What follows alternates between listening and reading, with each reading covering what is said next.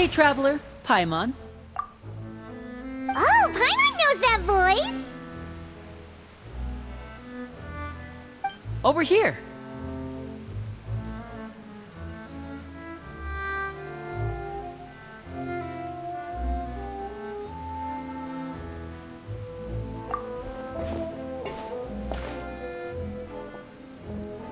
To borrow one of the more popular turns of phrase at the moment, this appears to be quite the fated reunion. Running into you two out of the blue like this has really made my day. I certainly wasn't expecting it. You can say that again. What brings you to Poisson? Wait, Paimon's got it! You must be here for one of your magic shows, right? Actually, we've run into a bit of trouble on the home front, so Father arranged for us to stay in Poisson for the time being. Oh, are Lynette and Fremine here too? Yep, along with most of the other members of the House of the Hearth. You may have noticed Poisson seems a bit more crowded than usual. So you're saying nearly the entire organization has moved to Poisson? Sounds like you've run into way more than just a bit of trouble. What's really going on? Well...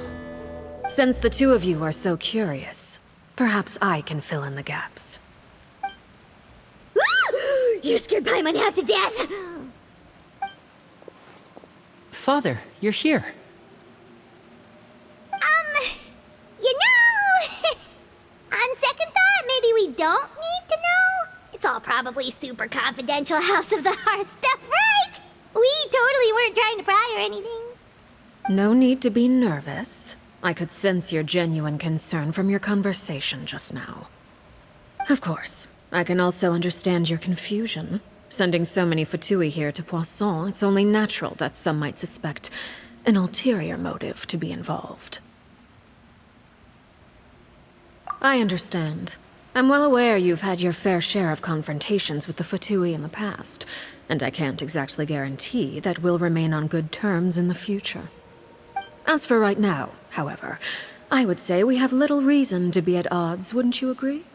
The House of the Hearth could stand to be more open with those who have worked so closely with us in the past.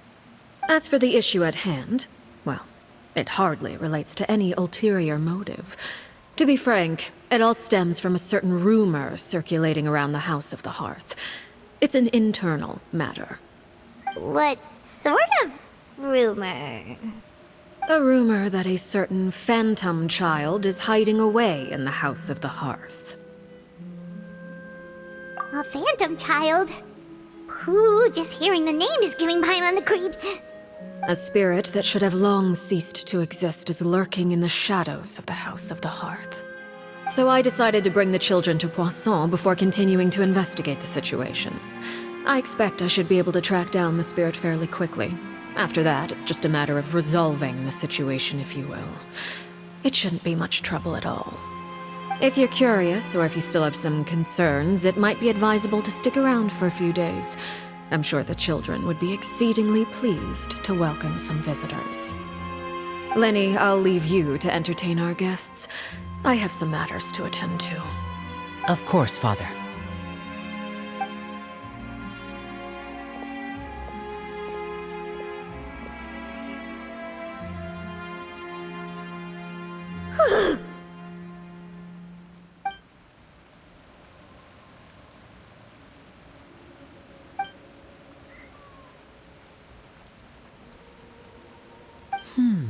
It has long been a dream of mine to invite you to our home and introduce you to my other siblings.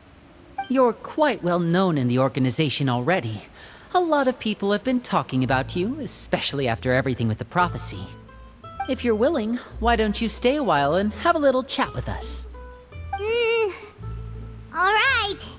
We don't have anything else to do right now anyway. But let's be clear, we're just gonna be there as guests, okay? Don't get any funny... Oh, wait a second. For your guests, that probably means we'll be treated to lots of yummy food, right? Of course. During our stay in Poisson, we've been helping out the locals with some fishing. We bring in quite the bounty every day. In fact, today's the perfect chance for me to show you what I can do in the kitchen. Let's go. I'll take you to where we're staying.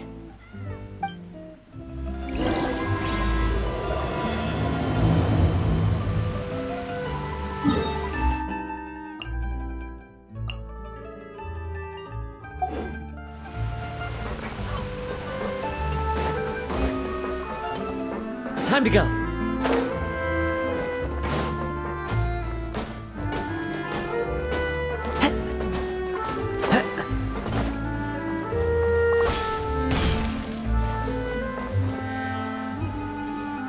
We rented this house from one of the locals to use as a temporary base. I'll come back later and tidy up a bit. After that, it should be all ready for you to stay in tonight. Awesome, thanks! So, where are we off to now? Well, when I happened to run into you two earlier, I was actually in the middle of distributing some supplies. With this many people staying in Poisson, we have to bring in outside supplies every now and then. I should probably make sure the rest of these provisions get delivered, otherwise people might start to get antsy. Okay, we'll come with! There are all sorts of rumors about your organization floating around out there. Paimon's not sure if she could even take a wild guess as to what's true and what's not. But now that we finally have the chance to see a day in the life of the house, we can take a good look at how you operate! Well, you're more than welcome to come along. Just follow me.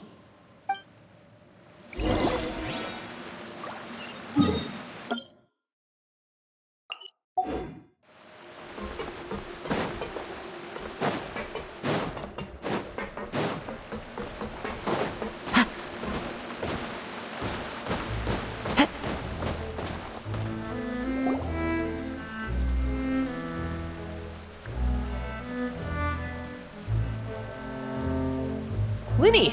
We're finally here. The supplies. I'm assuming you've... Brought them with me? Yep, here you go. Hello? Something caught your eye? It's the Traveler and Paimon! No way! Come here, everyone! Hurry! The Traveler and Paimon are here!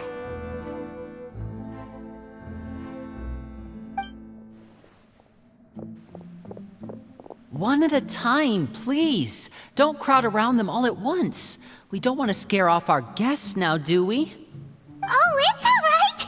Gotta say, Paimon didn't realize we were this famous. Of course! Father and Linny have told us so much about you. Father told us about how you helped Linny. According to her, you're a trustworthy friend. And as far as she's concerned, that's pretty much the highest compliment we've ever heard her give. As you can imagine, everyone's been very curious about you. I heard the Traveler is so strong that she can move a mountain with her bare hands. I heard Paimon eats so much that she can clean out the entire pantry at Hotel Tabor in just 3 days! Wait a second! That's the rumor you heard about Paimon? Oh wait, when guests visit, you're supposed to give them gifts and stuff, right? Oh, we don't need something like that. Besides, we don't have anything to give to you! Come on, we insist! I can give you some of my new potions. Just pick your poison. And by that, I mean medicine or actual poison. I've got both. Huh? Or maybe Shaplo can teach you guys about stealth! He's super good at it! He's never been caught. Ah, now that's not a bad idea. I know you usually prefer to fight head-on, but it never hurts to expand your bag of tricks, right? When it comes to eliminating your enemies, staying quiet can go a long way. Trust me, I would know. I was poisoned not too long ago, and I'm still dealing with the after effects. So I'm not quite as good as I was before, but I can still give you some pointers. Wait, when you said gifts, Paimon didn't think you meant poison and stealth tactics. But those are the best things we can give you. You don't like them? Ooh, how about this? Tell me the name of someone who really annoys you, and we'll teach him a lesson for you. All right, Fold, Selwar. I think that's enough suggestions for now. When it comes to being a good host, it's the thought that counts. You don't need a physical gift to make our guests happy. In fact, pestering them with suggestion after suggestion might make them more annoyed than anything. I would say your enthusiasm has certainly gotten across.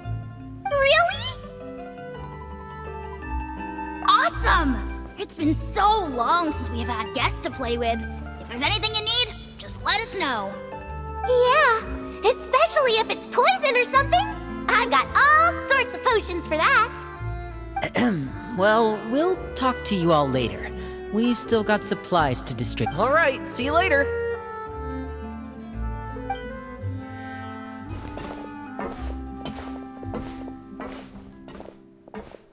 Bye.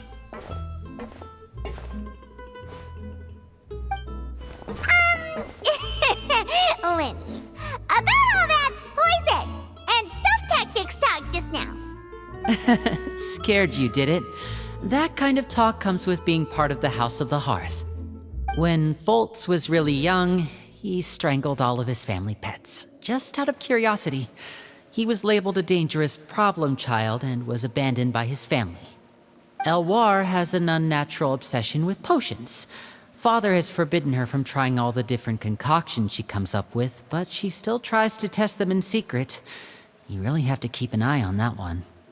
Chaplot is around my age. While I'm mainly responsible for collecting intelligence, he handles surveillance. He's very passionate about his work and has no reservations about taking on some very difficult missions. I know you two probably aren't used to that kind of talk, but I can promise you they only had the best of intentions. Things like stealth tactics and developing different poisons, they really mean a lot to them. They were just trying to share the best of what they could offer, that's all.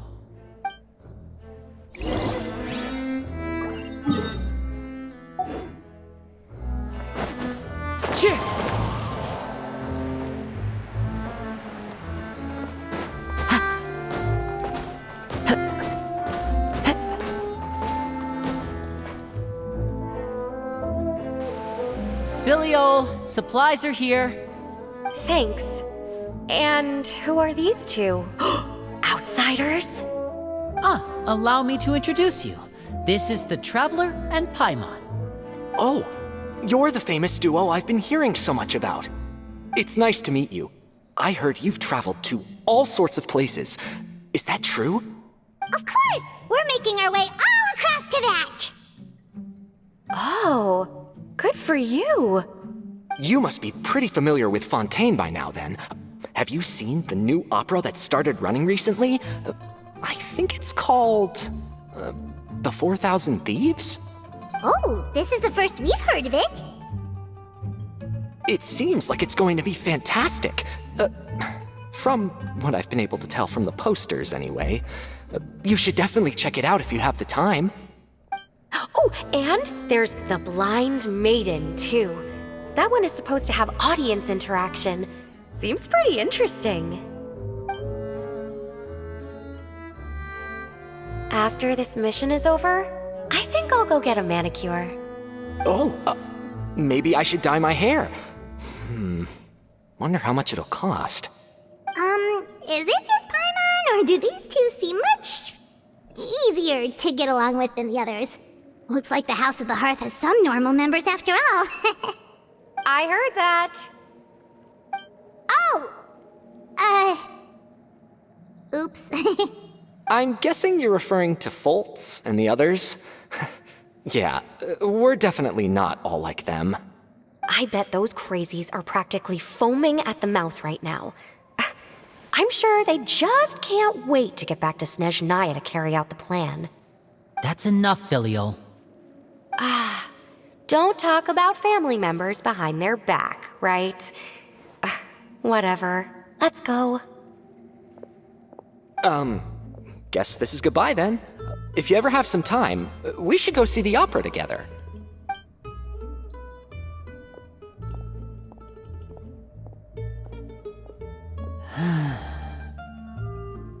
Well, that's it for the supplies. We should probably head back as well.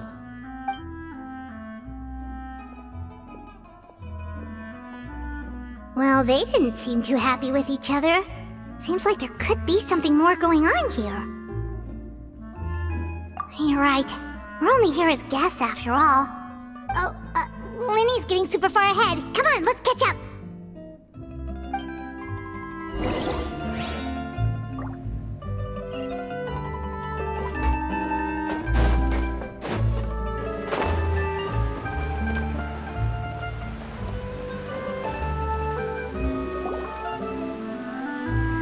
So, What do you think of the members you've met so far?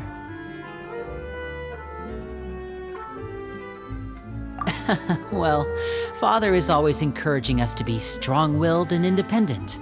So if there's one thing we've got, it's people who aren't afraid to speak their mind.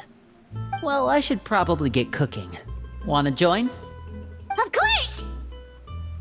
Then let's head out and... Fremine? What are you doing here? Well, Fremine! Nice to see you again! you too. I heard you're here as guests of House of the Hearth. Welcome. We were just going to make some food. Why don't you come along? I could use some help in the kitchen, and I seem to remember you mentioning you wanted to make seafood soup for the traveler in Paimon. Seafood soup? Oh, Paimon's drooling already. Were you looking for something just now, Fremine? Maybe I can help. It's nothing. I just wanted to see if there were any extra supplies. Yeah, we've got some left over. What do you need? Some food and water, and some clean cloth, if possible. No problem. Give me a second here. Food, water... Wait a minute. What do you need all of those for? You're not on any missions as far as I'm aware, and you were just going to come eat with us. So what's this all about? I thought I'd grab an extra portion because I get hungry at night. Could be because I'm growing, you know, and... Fremine, you remember what I told you? You're not like me. Your lying skills still need some work. Tell me what's going on. Is it really bad enough that you have to keep it from your own brother? Maybe it'll be better if we gave them some space.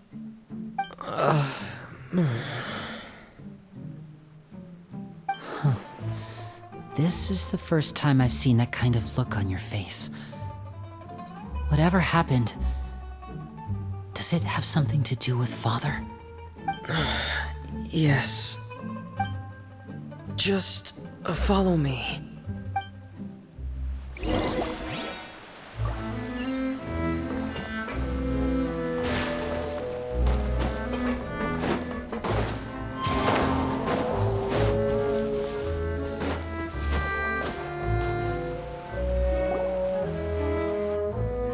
You're back! Oh, and you've brought some friends with you this time. Hello, my name's Linny. I grew up in the House of the Hearth. And you are? Hi, Linny. I'm also a child of the House of the Hearth, just like you. You can call me Clairvy. Clairvy? It's nice to meet you. Does that name ring any bells, Linny? No, not at all. That's not a name we have on our roster, I'm sure of it. What I'm not sure of, though, is how she managed to sneak in. She must be the phantom child Father's been searching for. From the looks of it, I'm guessing you were the one that found her, Fremine.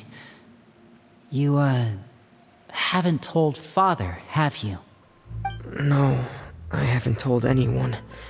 I've just been keeping her hidden. For how long? About half a month now. So ever since we got to Poisson, then, do you have any idea what you're doing? I know what I'm doing. Really? 'Cause from where I'm standing, it looks like you're hiding the very person Father has been trying to find. If Father finds out about this, everyone involved is going to be punished.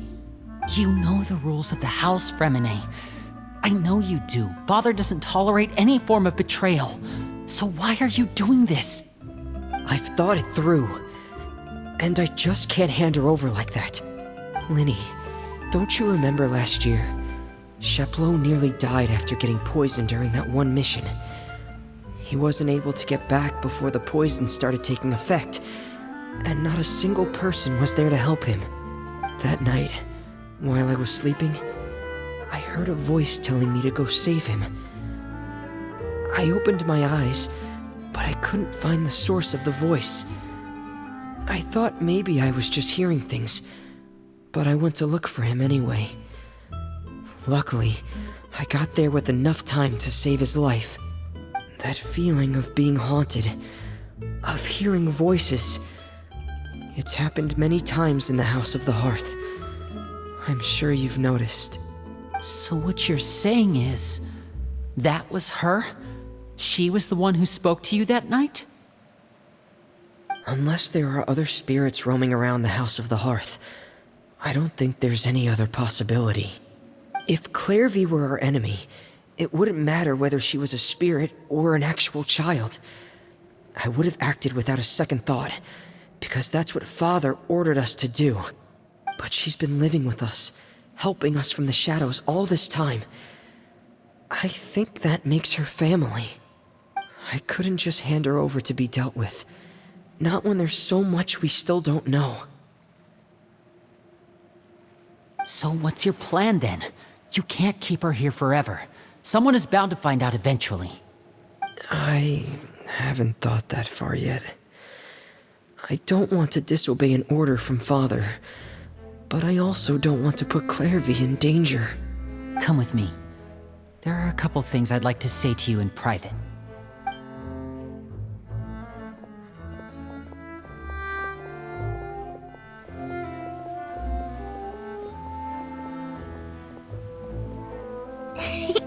Those two sure care a lot about each other. Well, they got a funny way of showing it. From where Paimon was floating, it sure seemed like they were about to bite each other's heads off. No way! They have a really deep bond! I could tell right away, because I also have a friend like that. I just don't know how long that kind of bond can last. The darkness in the house runs deeper than you can imagine. No one can get out alive. I'm sorry, Linny. I really didn't mean to drag anyone else into this. Oh really? You didn't mean to? 'Cause I for one wish you did. Huh? What do you mean? You know, when we were younger, you didn't call me Linny. You called me brother, just like Lynette. We grew up together, the three of us. We were all orphans, all rescued by Father.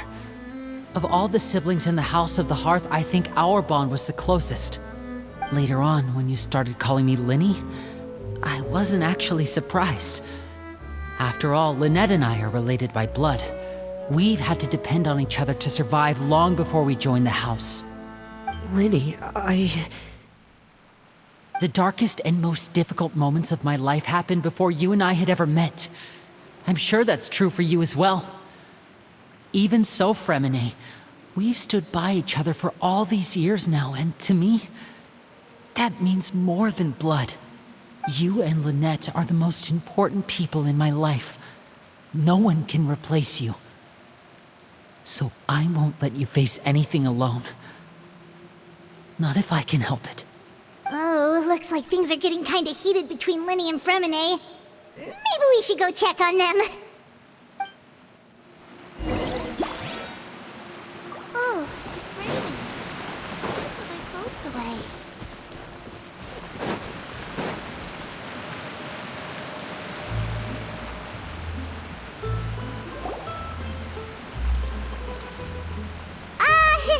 Hey, you two! Hope we aren't interrupting anything. Like a fight, or... Oh, wait a minute, Fremine. You're not crying, are you? Is everything alright? everything's fine. Thanks for asking. Well, we're all friends here, right? We've been through so much together, so if there's anything we can do to help, just say the word. It's just a small family dispute. It's not something our guests should trouble themselves with. In fact, it might be better if your stay ended here. What are you getting at, Traveler? When guests are around, families are often on their best behavior. And any disputes are less likely to escalate. I just... Thank you. I was really hoping to keep you out of it. But even... Me too. Well, back to the matter at hand then. If we don't plan on handing Clairvy over to Father, then our only other option is to solve the mystery of her identity before Father is able to track her down. That means finding out where she came from and what she's doing here. Then we can send her on her merry way and pretend like none of this ever happened. I've tried that already. And? And... nothing. I tried taking her somewhere really far away, but... after some time, she just reappeared. She even came with us all the way to Poisson. It seems like wherever the house is, she follows. I don't know much about spirits. Do you two have any ideas? Let's see here. Paimon remembers hearing something like, if you fulfill a spirit's last wish before they die, they'll let go of whatever's keeping them here and return to the ley lines.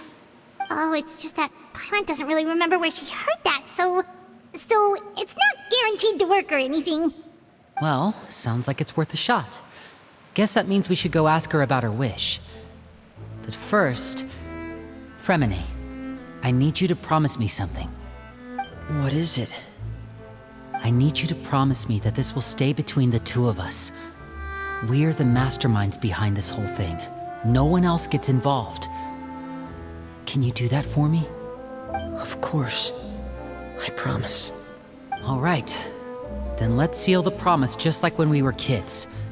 Fist bump on 3. Ready?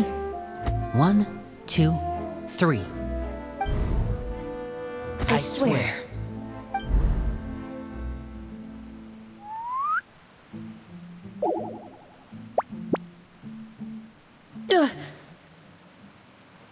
Whoa! Lynette!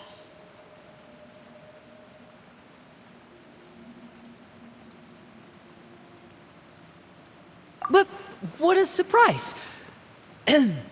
What brings you here, dear sister? And, when exactly did you get here?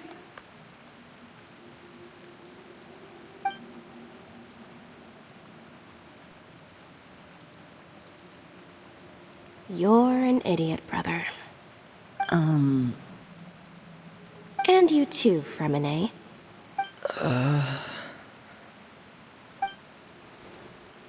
You 3, Traveler. And you 4, Paimon.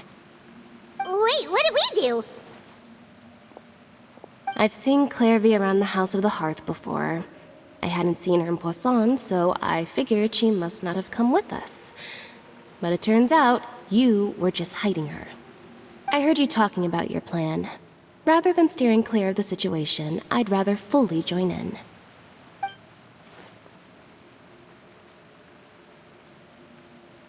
If you don't agree, I'll have no choice but to report everything back to Father. Simple as that. You're not giving us much wiggle room here, Lynette. Well, I guess we're all in this together then. After we talk to Clairvy, we'll figure out our next move. There's no time to lose. Let's go.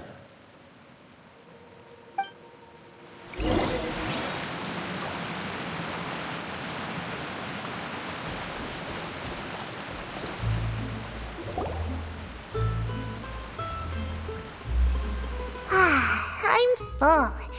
Thank you for bringing me this food, you guys.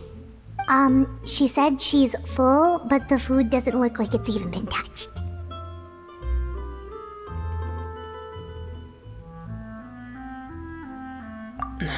That's right. Based on what I've been able to observe, it doesn't seem like Clairvy can interact with the physical world at all. Still, when she's presented with food, she'll always linger around it for a good little while.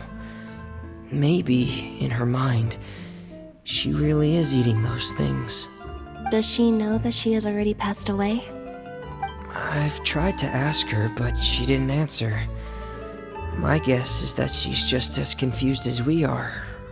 Or Maybe she couldn't understand the question at all. Clairvy, if you've got some time, I'd like to ask you a few questions. Sure. Oh, another new friend. Hi, I'm Clairvy. Hello. Clairvy, how did you join the House of the Hearth? Huh? Isn't it the same for everybody? The knave brings you here and then you can't leave. It's just that your name, it's not on the roster. And I've never seen you before. The roster? Oh, I get it now. I think there might be some things you don't know about this place. The people in charge, they're not as nice as they look. They say they keep a roster, but it's not complete. There are a lot of people who aren't on it, and never will be. In this house, some people are family, and other people are just test subjects. Those kinds of people aren't ever going to get a place on the roster, unless it's the roster of people who've been executed. Wait, does that mean the knave... She...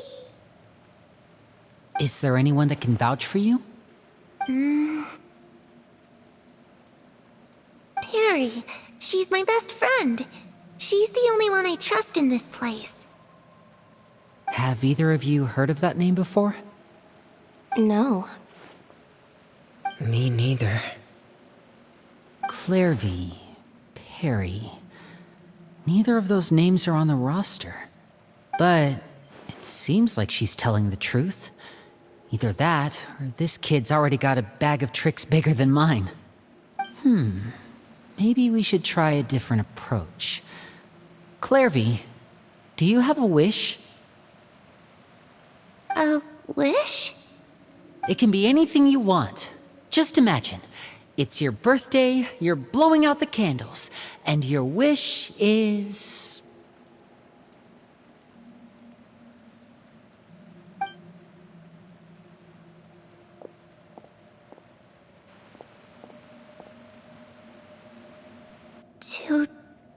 To go outside, where the sun can find me. That's... it? Well, that sounds easy enough. The darkness in the house runs deeper than you can imagine. No one can get out alive.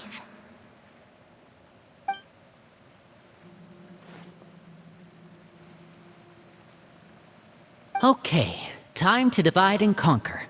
Listen up, I've got a plan. I'll try and find a way to use basic illusory magic to take Clairvy outside and bring her somewhere with sunlight. Lynette, try and find the list of executions that Clairvy was talking about, and see if her name is on it. Fremine, you stay in Poisson. We can't be the only ones who've had run-ins with Clairvy. I need you to collect intel on everything she's said and done. Understood. I'll try my best. What about us? What should we do? I really appreciate your willingness to help, but this is a family matter. I don't want to drag you in too deep. It's too risky. Let me think. Since Father considers you to be guests, maybe you could stick by her side for a little while. You don't need to do anything except keep up some nice, casual conversation. Ah, Paimon gets it. You want us to distract her. I'll give you a magic bird. If Father suspects something, all you need to do is release it when she's not looking, and it'll alert me that something's wrong. Of course, that's only as a last resort. If Father doesn't seem to notice us, there's no need to make contact. We'll reconvene here tonight after all's said and done. If the worst-case scenario happens and we're discovered, just tell Father everything. We're not going to let our guests get punished for our own actions. That's where we draw the line. You too. Okay, this is where we part. Father should be at the beach nearby.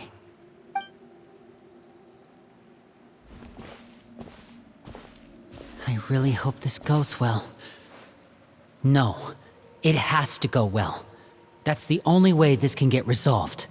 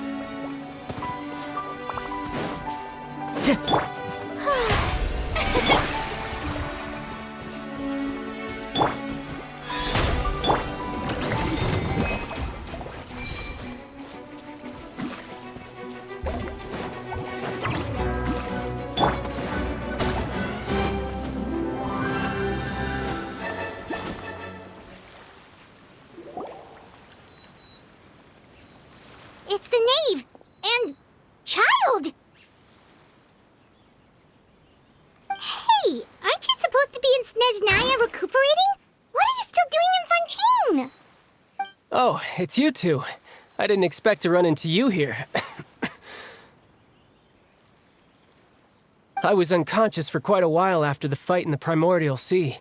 After I woke up, I realized I was being taken back to Snezhnaya, and well, I couldn't have that now, could I? Not when I've still got unfinished business here in Fontaine. So, I mustered up all my strength and made the journey back on my own. What sort of unfinished business are we talking here? It has to do with Skirk, my master. I really wanted to meet up with her, but by the time I got back, she had already left. I still have so many questions for her. Without any other leads, all I could do was ask the knave to help me track her down. She must have left behind some traces from her time in Fontaine. Oh, okay, so have you found any clues? Unfortunately, no. While the House of the Hearth is adept at collecting all manner of intelligence, certain existences can still manage to escape our purview. Basically, unless Master feels there's a need to meet with me, she's not going to be found. But that problem has an easy fix. I just need to become stronger, and then... Paimon thinks you should focus on getting better first. The worst of it is over. It's all thanks to that one kid from the House of the Hearth. Elwar, I think her name was. She gave me a bunch of random potions to drink. They didn't go down easy, let me tell you. Pain and chills all over.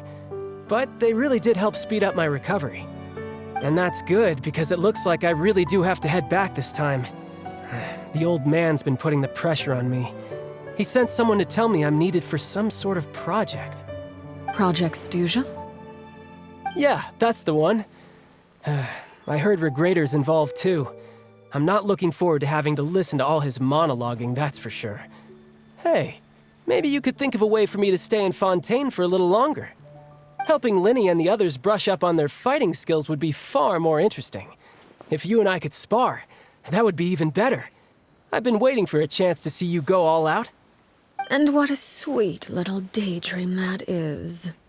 But I also have a role to play in all this. I'll be leaving Fontaine shortly as well. Besides, considering how little they see fit to step outside the homeland, being called on to return to Snezhnaya by such illustrious dignitaries, what a great honor. Wouldn't you agree? One I could do without, I'd say. Is it just Paimon? Or does it kind of seem like they're... So, dear guests of the House of the Hearth, to what do I owe the visit? Well, we just... right! We're super close to Linny and the others, but we still don't know much about you! Is that so? Introductions have already been made, have they not? Oh, well, you see? There's only so much you can learn about someone from a short introduction. At least tell us something a little extra, like... why do you call yourself father? Good question. I'd also like to know. The fact that you have to ask tells me our intelligence work has been quite successful. Telling you the answer to that question would only serve to undermine that success. And we can't have that, now can we? Spoken like a true diplomat. That was some expert sidestepping right there. Well, if there's nothing else, I think I'll take my leave. I still have a small matter to resolve at home. Wait, don't go!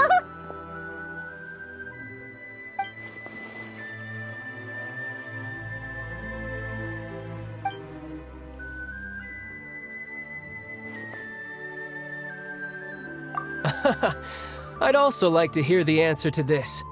I've met some of the members of your organization, and they all seemed like really good kids.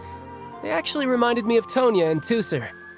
Which, by the way, if you ever betray them, I'm just letting you know, I won't let you off easy. And why would I betray them? Well, you've already betrayed the House of the Hearth once, haven't you? At least, that's what I heard.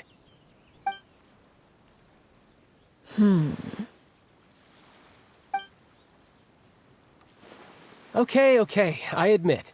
That's just what the old man told me. The rooster, I mean.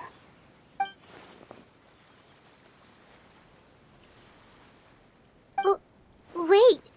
Did you really do something bad to those kids?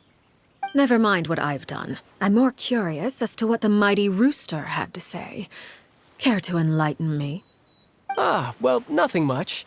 Just some stuff about you taking out many other members of the House of the Hearth, and even going so far to attack your own family. I see. Based on your reaction, I'm guessing it's all a bunch of lies. Hardly. I don't appreciate his particular turns of phrase, but I suppose he didn't say anything untrue.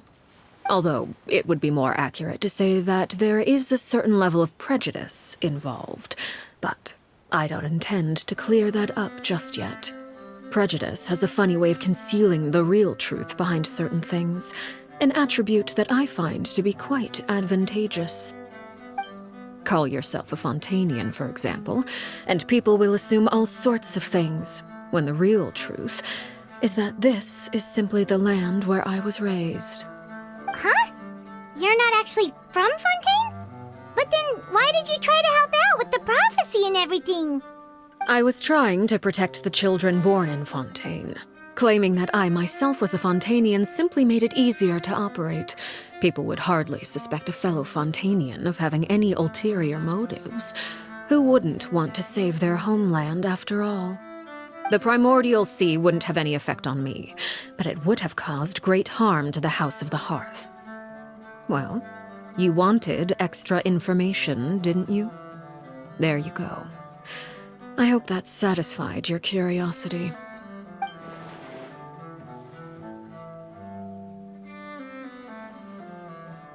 So, you stayed in Fontaine for the kids.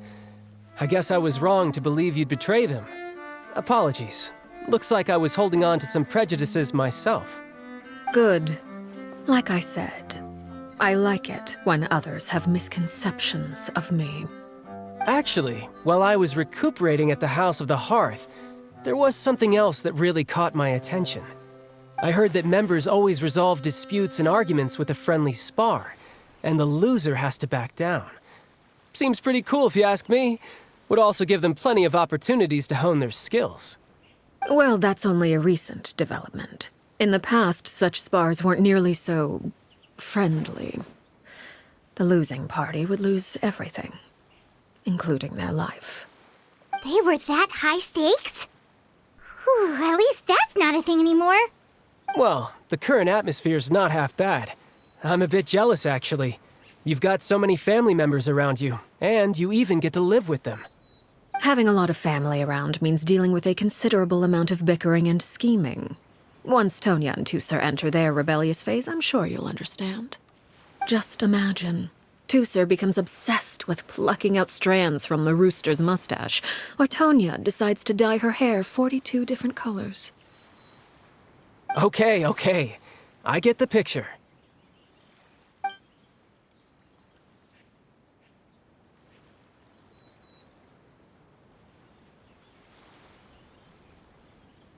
Well, would you look at the time? I should probably get going. Traveler, Paimon, I'm not sure where our paths will cross next, but the next time we run into each other, we should definitely try and find some time to spar. Again, maybe this is a conversation we can have when you look less like you're gonna keel over. All right. Well, thanks for everything, Arlecchino. No thanks necessary. You also played a part in obtaining the Gnosis. I would say we can call ourselves even. I like the sound of that. Well, I'm off. See you all some other time. We should probably get going too. Do you want to head back with us? Oh? You want me to leave so soon? Oh, well, you see, I'm rather enjoying the evening breeze. If you don't mind, I think I'll stick around for a bit. I have some things to think about. Apologies for not attending to you like a proper host. Please forgive this slight. I do hope you'll have a pleasant stay. we managed to keep her distracted.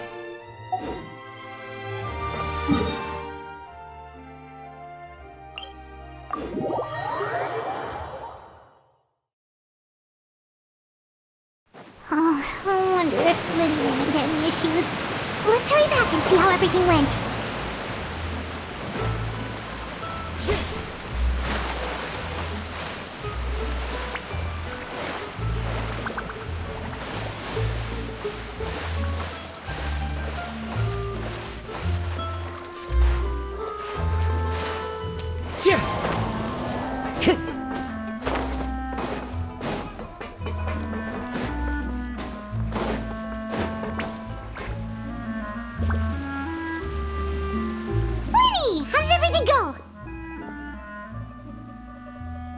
Well, long story short, we ran into a small issue. Clairvy can't go into the sunlight. Everything was fine at first. She followed me up to the surface just like I told her.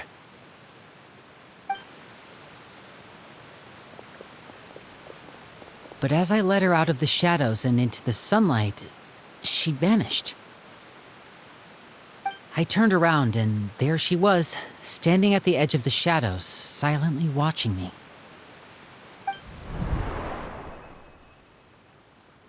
Huh.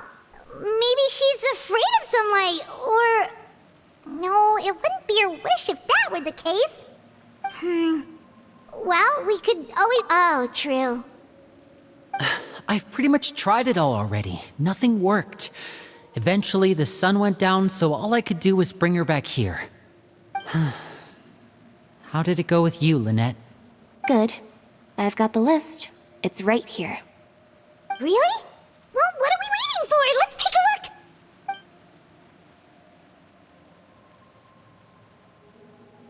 Oh, that's a lot of pages.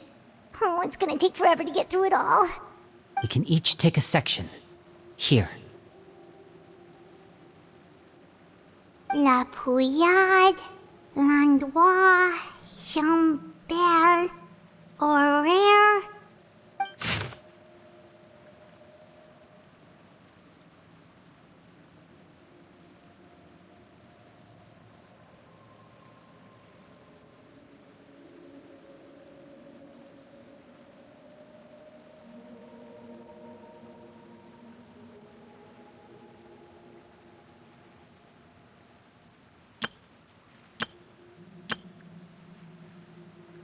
Oh, yikes. That Aurore guy has a huge scar on his face. He's kinda giving Paimon the creeps.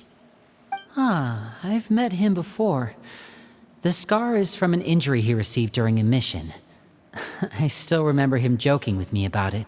He said any future lover would take one look at him and then lose all interest. Did he say anything else? Well, I asked if there was someone he was interested in. He said no, and that's where our conversation ended. It was only later that I learned he really did have someone he liked. He risked everything to escape so he could be with her, but it didn't work. One day, Father asked to see him, and, well, I never saw him again after that. Wait, so that means the knave, It may seem cruel, but it's just one of the rules of the house. Betrayal is not to be taken lightly. We know too many secrets to come and go as we please. So, if you do try to leave, you pay with your life.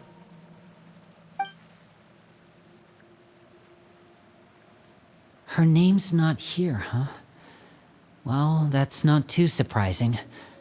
It doesn't seem like this list is complete. It only contains records dating back around 5 years. Let's shift our attention then. Fremine, were you able to find anything out? Fremine. Sorry. I was thinking about something. I managed to talk to quite a few people, but I couldn't help but notice that the atmosphere in the house was a little... strange. Strange.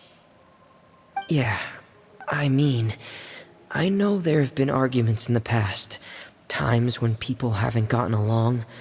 Chaplot and Filial are a good example of that. Oh, those are two of the people that we met while delivering supplies. Paimon can see how they might not get along. They had very different vibes, and their, interests seem to be pretty different as well. That's to be expected, actually. Father brought us all here, shared her knowledge with us, taught us how to fight. That's one thing we all share. But that's also where the similarities end. Not all of us feel the same desire to stay here. As members of the House of the Hearth, we're also considered part of the Fatui. And to a lot of people, that's an identity they never asked for.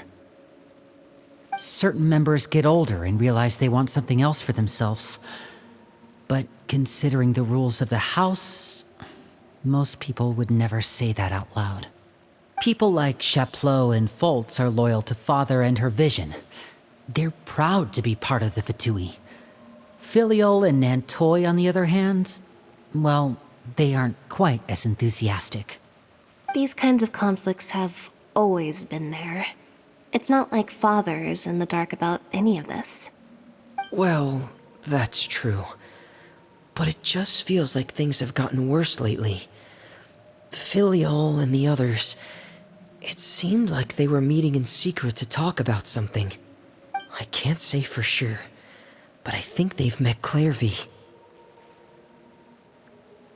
You think she's been inciting them to act out? No, not exactly. But I wouldn't be surprised if she said something to them about the darkness in the house and how deep it runs. She's told me about it before. Experiments being run on children. People being used as pawns on the battlefield without so much as the strength to survive. And they just believed all that? Without any evidence? Clairvy's words probably gave them the excuse they were looking for. Whether they actually believe them to be true is secondary. This is all because of Project Stuja, isn't it? Whoa, hold on a second. What's this Project Stuja all about, huh? This is the second time it's come up now. Sorry, but I'm not sure of the details either. I only know what Father has told us, which is that it's something the Rooster and Regrader have been working on together. Apparently, it has to do with the Fatui's strategic plan for the future. Because the House of the Hearth was so successful in obtaining the Gnosis, we now have the honor of playing a key role in Project Stuja. Wait, but isn't that a good thing? Key role is just another way of saying dangerous role. To us, the whole thing is an inconvenience. Father thinks so too, but she's in no position to refuse. Their plan isn't exactly unreasonable, and they've been funneling the house a lot of funding. It's just that we'll lose a lot of members in the process. Participating in the plan, it's an honor in name only. What they're really trying to do is subdue us. The existence of an intelligence organization outside their control makes them feel uneasy.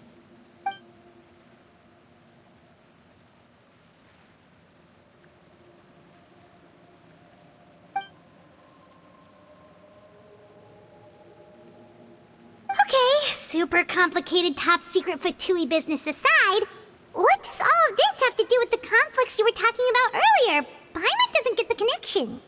External pressure has a way of exacerbating internal strife. You can't overlook the power of fear either. People are afraid of dying, and that fear is often the impetus for a lot of stupid decisions. I thought resolving the Clairvy situation would make everything go back to normal, but it looks like things are more complicated than I thought. If we leave Filiol and the others to their own devices, sooner or later, Father will be forced to take action. We can only focus on one situation at a time, brother. You're right. Even if we confront Filiol and the others, it won't do any good. It might even make matters worse. We should focus on Clairvy for now. Well, it's getting late. We should head back and get some rest. We'll try again first thing tomorrow. Lynette, you stick with me this time. Fremine, keep a close eye on Filiol and the others. Make sure they don't do anything they'll regret. Good work today, everyone. Have a good night, and I'll see you tomorrow.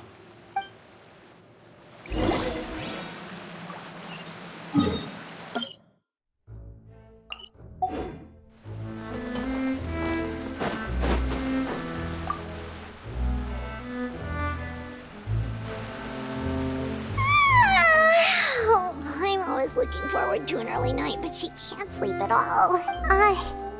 Hey, you don't think the knave will be too angry with Linny and everyone if she finds out about all this, do you?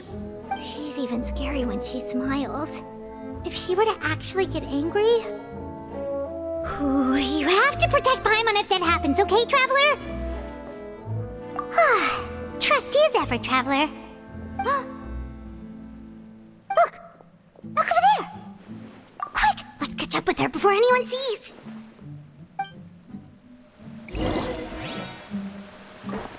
Time to go.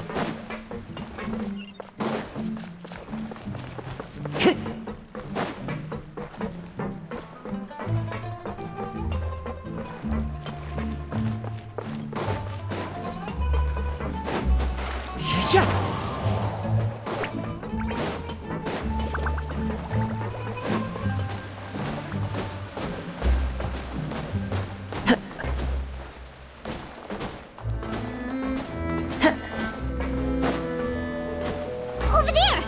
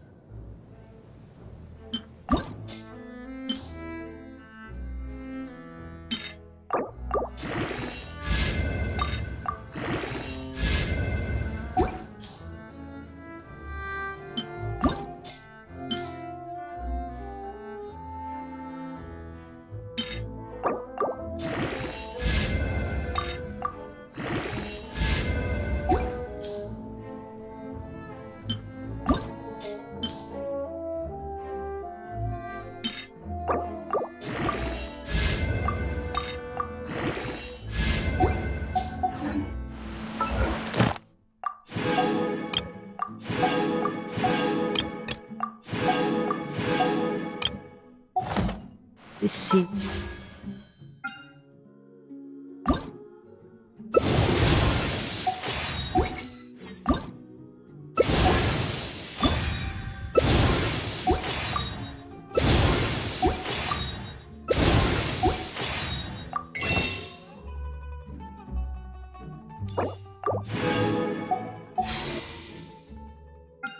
is wonderful.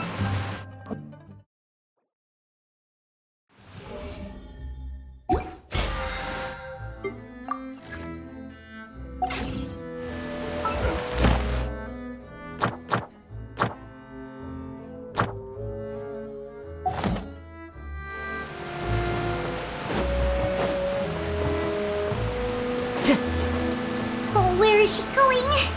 Oh, if someone sees her, we're toast!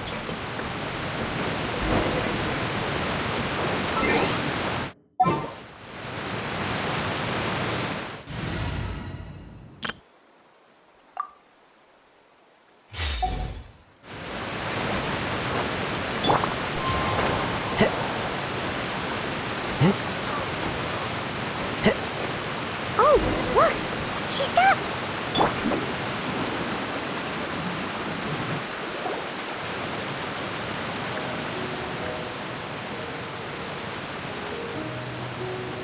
Clairvy!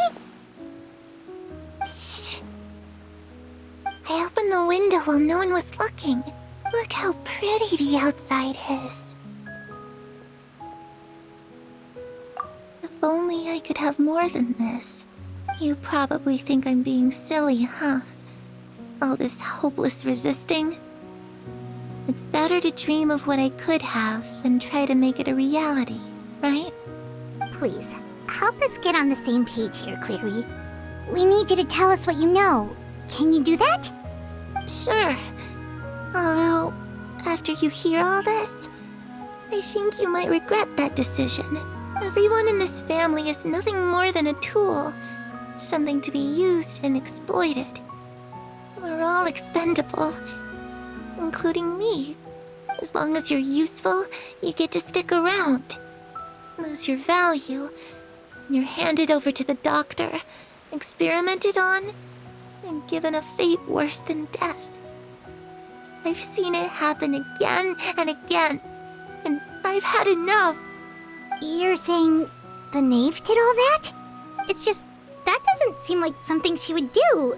She's scary and all, but it seems like even she has lines she wouldn't cross. I knew you wouldn't believe me. Everyone thinks she's a good person. They all think of her like a real mother. Mother? But she doesn't deserve that title. She's disgraced it and tarnished it. And if I had things my way, I'd never see her again. If only Perry were here, she'd understand. Perry. There's that name again. Also, Paimon's getting it almost feels like she's not really here with us. Paimon can't tell if she's actually talking to us or if she's mistaken us for someone else. Well, in any case, it seems like she really needs someone to talk to. We should keep her company for a little longer. She looks so young. But it seems like she's been through a lot. It's getting windy. I should close the window. Ooh, look at the moon. Isn't it pretty? Hey, wanna hear a secret? I heard that if you look up at the night sky in Snezhnaya, you can see the aurora. It's supposed to be super pretty. Even prettier than the moon tonight. Perry and I promised each other that once we're older, we're gonna go see it together. But I can't find her. I'm worried she's also been... No, that wouldn't happen to her. She's special. Mother likes her a lot. I should really go talk to Mother, but we just fought. She doesn't want to see me, and I'm too scared to face her. What should I do?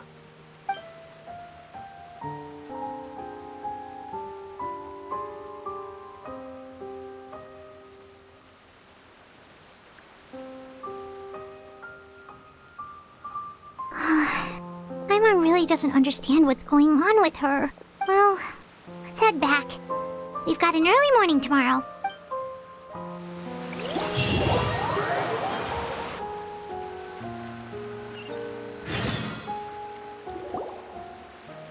All right, looks like we're all here. Let's go ahead. Oh? What is it? What makes you ask that? Well, we kinda ran into Clairview last night, and that's what she told us. We met the doctor back in Sumeru. He's super dangerous, and he's done all sorts of bad things. It's possible that Father and the Doctor have had certain dealings, but I don't think Father would work with him. We're not really on the same side, so there's not a lot of trust between them. That doesn't exactly set the stage for a successful partnership. I did hear, though, that when Father first became a Harbinger, the Doctor offered to work with the House of the Hearth. Father rejected most of his proposals, except for one. It had to do with some sort of secret experiment. Secret experiment? Could that be what... I don't think so. I don't know any details about the experiment itself, but I do know it's an entirely independent operation. The Doctor only proposed a direction for the research. That was the extent of his involvement. I still don't think that counts as working together. The details of the experiment are confidential, but complete records are kept on all participants. That doesn't seem to be the case with the situation Clairview referred to. I know you don't agree with some of the Fatui's methods, and I'm not asking you to. But I am asking you to trust us on this. The House of the Hearth has its own principles. There are certain lines we're not willing to cross. Alright, that's good to hear at least. Clairview seems to think the Knave and the Doctor worked together to do something horrible. If that turned out to be true, Paimon doesn't know how he would even face you guys. It's just that it doesn't seem like Clairview is lying either. The easiest thing to do would be just ask the Knave directly, but Paimon doesn't think she'd tell us. Father didn't come back last night. She's probably still near the shore. We'll be counting on you to distract her. Lynette, you're with me.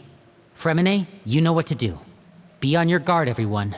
All right, let's get to it.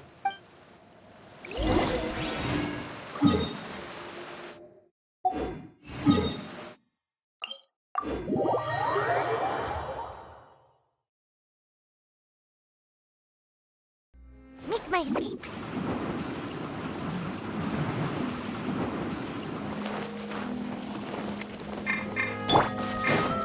Useless!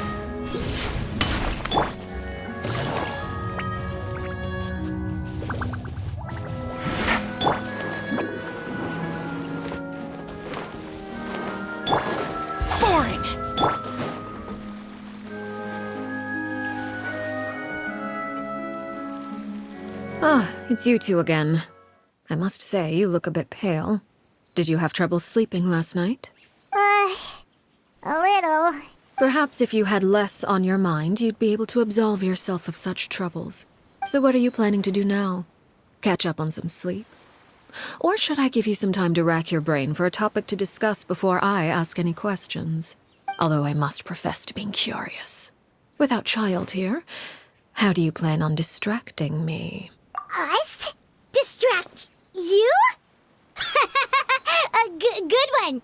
But no, we were just here for a chat. Looks like you could have used some extra time to think. No matter. If you don't have any other plans, why don't you accompany me somewhere? Don't worry. I'll be sure to steer clear of any scheming children. The ocean breeze is sure nice today. Children always think they can hide things from the grown-ups. But nothing gets past me. Least of all a little scheming. I think I'll let them have at it for a little longer. I can be very patient. Well, I'll leave you to think things over. If you're so inclined, meet me outside the Palais Mermonia. Good things come to children who do as they're told. So I do hope you decide to tag along. If only for your friends' sakes. What should we do? She clearly knows about everything we've been doing, and Paimon doesn't think it'd be a stretch to say she was threatening us just now.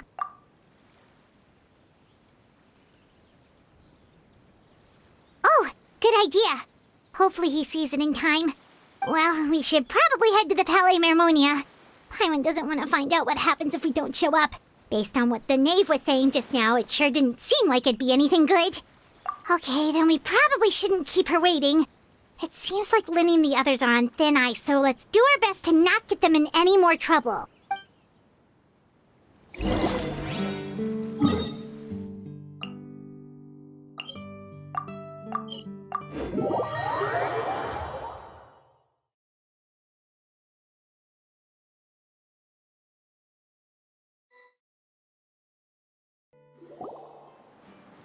Seeing as we still have some time before my meeting, we might as well enjoy some pleasant conversation while we wait. I'm glad to see you get along with my children. Being surrounded by good companions is necessary for a child's development. You're not planning on doing anything to them, are you? I assume you're referring to Linny, Lynette, and Fremine. Although, there's that situation with Filial and Nentoy as well. It appears quite a few people have been acting out lately. No matter. I'm not one to discriminate. All those who betray the house meet the same fate. There are no exceptions. Does that mean you're going to kill them? Oh, are you here to beg for their lives? I'm sorry to disappoint, but the rules of the house change for no one. In my organization, everyone is responsible for their own actions. But don't you care about them at all? They really respect you. They even call you father. You must feel something for them. Any organization in which feelings come before principles is one destined for ruin. The House of the Hearth is hardly an exception. You could say our principles are more stringent than most. Perhaps I can offer you this consolation at least. As our guests, you two will not be held accountable along with them. I would imagine Linny, Lynette, and Fremine will be able to keep their lives. As for Filial, Nentoy, and the others, I'm afraid there's little I can do. They can try to escape, but once you know our secrets, there's no getting out alive. But that's awful. Ah, you seem concerned. Out of consideration for my guests, I suppose I could turn a blind eye for a little longer. If Linny and the others manage to dispose of Clairvy in the meantime, all evidence of their wrongdoing will be lost. In that case, I could hardly punish them for something I couldn't prove. If their efforts are unsuccessful, on the other hand, all will be held accountable. And the punishment will be severe. Of course. Oh, and here, I believe this belongs to you. Do try and keep better track of it next time. It takes a considerable amount of time to train a bird like this. It would be such a pity if you were to lose it. Permanently. Wait, where did you get that? Well, I'm afraid that's all the time we have to chat. Now, for the matter at hand. I asked you to meet me here because I have business at the Palais Mermonia. It has nothing to do with you, but I think it would be prudent for you to stick by my side for the time being.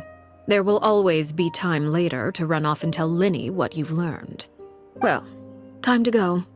Looks like we wrapped things up just in time.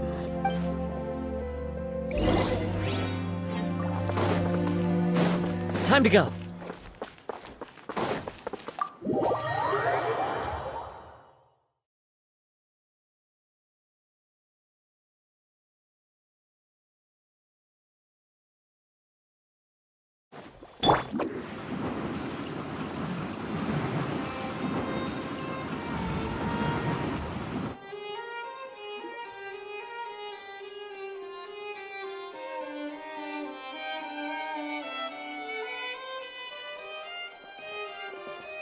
It's been a while, Monsieur Neuvillette.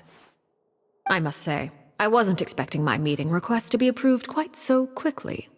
The Palais Mermonia operates with an efficiency worthy of admiration.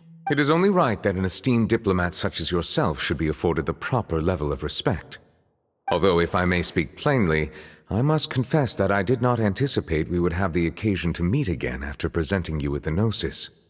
I see you brought the Traveler and Paimon with you as well. If I may inquire as to the purpose of your visit. I'll be departing Fontaine shortly. There is, however, an outstanding matter that I would like to see resolved before I go. It requires a rather lengthy explanation, I'm afraid. So I took the liberty of explaining everything in this proposal. Please review it at your leisure, Monsieur Neuvillette.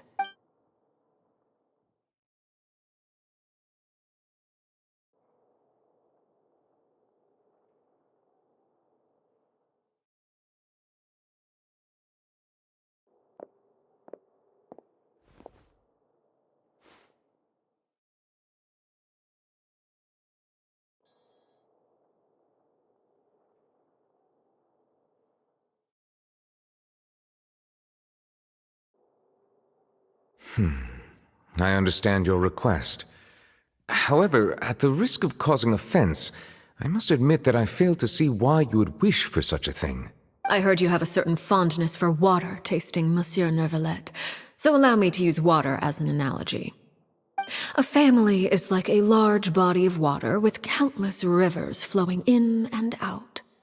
As someone who watches over this system, I would hope that each river that flows from the source will eventually reach the ocean. Of course, objectively speaking, I know this is impossible. Most of the rivers will dry up along the way, disappearing into the ground and leaving nothing but a barren riverbed behind. Not all rivers are destined to reach the ocean, but I would not see their existence rendered meaningless. I believe the water that flows within them is simply meant for a different destination, like a field in need of irrigation. Or perhaps the glass of a certain water-tasting enthusiast. Did you get any of that, Traveler? Your words paint an optimistic picture indeed. Allow me to remind you, however, few among us are willing to sip from a glass filled with tainted water. It may have been tainted at one point in time, but not to worry. I'll make sure it's strained of all impurities and returned to its cleanest form. I seem to recall there being a transactional aspect to your proposal. Perhaps you could expound on that? If you accept my proposal, Monsieur Neuvillette, I will gradually withdraw my forces from Fontaine. And, unless absolutely necessary, I will no longer carry out any special missions within Fontaine. I presume I can take your words to mean that, in the future, cases similar to the Tartuffe assassination will cease to cross my desk? Tartuffe? Ah, that thief who embezzled funds from all those charities, you mean? My deepest condolences to his family, but without any evidence, I cannot imagine how the House of the Hearth might have been involved in his passing. Of course, if you accept my proposal, Monsieur Neuvillette, I'm sure certain measures could be taken to reduce the frequency of such troubles. You choose your words carefully indeed. In that case, I am inclined to accept your proposal. My thanks for your generosity, Monsieur Neuvillette. Well, with that settled, we should be going now. I took the liberty of bringing along 2 bottles of spring water from Snezhnaya for you to enjoy. I do hope I get the chance to hear your impressions. Perhaps at our next meeting, yes? Indeed. I trust you would not overlook your commitment in the meantime. All right, Traveler Paimon. Time to go.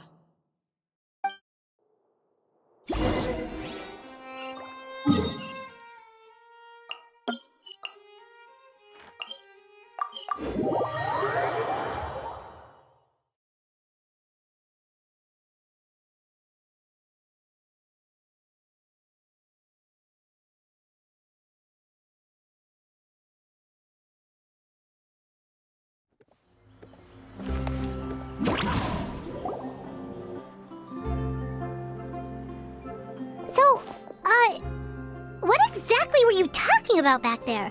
Paimon only heard you mention some rivers, a large body of water, and then some kind of irrigation scheme. You really want to know? I would imagine there might be more pressing concerns at the moment. Winnie, Paimon really hopes everything's going okay.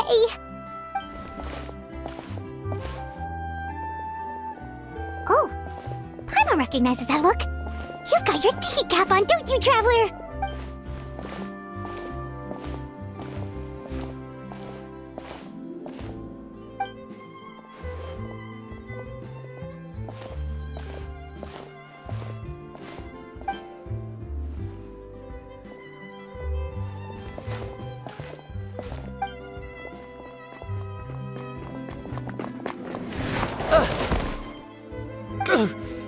Oh, shoot. Are you alright? Oh, jeez. I'm so sorry. I was so focused on selling these papers, I wasn't looking where I was going. Well, let me make it up to you at least. Here, take this paper. On the house. Oh, you don't have to give us anything. Please, I want to. It's not like I'm short on supply. All the extras will be useless come tomorrow anyway. It's my fault, really. I was just trying to bring home some extra mora for the family, but I bit off more than I can chew. I haven't had many takers today, so I'm still swimming in papers. What's going on here? Nothing much. I just ran into your friend here on accident. I should probably get going, actually, so... Hold on. Of course, I'm happy to compensate you with mora, it's just... I don't have any on me at the moment. I'll take 3 papers. Here. Your payment. Oh! Thank you for your patronage. May the Archons bless you with good fortune. If only I had the chance to run into such generous customers every day. I should probably just take on a smaller inventory though, right? I'm getting married soon, so sometimes it's hard to not get ahead of myself. Anyway, I should head out. Goodbye! Well, now that my affairs are settled, we should take the boat back to Poisson. We've even acquired some light reading to enjoy along the way. Actually, why don't we stick around for a little longer? Paimon just realized how hungry she is. She can't head back to Poisson on an empty stomach. It appears you two are under the impression that delaying our return will somehow alter the situation in your favor. I'm sorry to ruin your fantasy, but your efforts are meaningless. That being said, I could be persuaded to give Linny some extra time. I just have one condition. If you agree to my request, I'll even answer some of your questions. You're quite curious about Clairvy, are you not? And my relationship to her. Wait, why are you being so generous all of a sudden? You're not gonna ask us to do something bad, are you? You overestimate yourself. You don't have the talent for bad things. Then what can you possibly... The most important consideration in a negotiation is that both sides receive something they want. Demands and threats only get you so far. Wonderful. Here it is. When the time comes, make the choice that you deem most appropriate in the situation, and lend your help to the House of the Hearth. Okay, sounds normal enough. But what do you mean, when the time comes? When is that supposed to be? That is for you to decide. Then we have a deal. Follow me.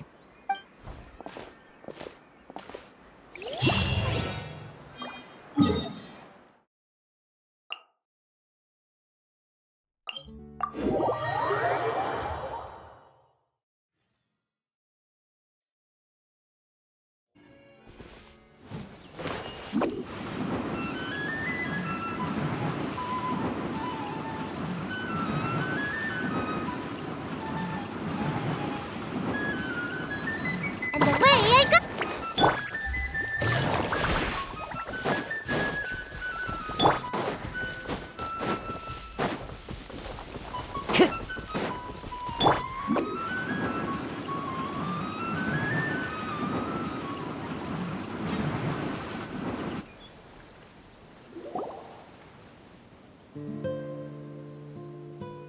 What is this place? Somewhere long forgotten by everyone. It used to be a grand building. Now it's nothing more than a pile of rubble. No one comes here anymore, nor does anyone care about what once happened here. Although, this place does have something to do with the story I'm about to tell you. It was before I became a Harbinger, and before Linny and the others joined the House of the Hearth. Due to certain events, I first killed Clairvy and then her mother. And this is where it all happened. You were the one that killed Clairvy? Patience now. Allow me to explain Clairvy's side of the story first. I'll start from the beginning. Clairvy was 6 years old when she was brought by her mother, Crucibina, to live in the House of the Hearth. From the outside, it seemed like a fairy tale. A thriving family made up of kind adults and friendly children. Crucibina was the knave at that time, and the House of the Hearth was under her control. She was Clairvy's mother by blood, but she was also the mother to all the children in the house. Clairvy was happy here, for a time. But she quickly realized that being part of this family wasn't a fairy tale at all. It was a kind of purgatory. Purgatory? Exactly.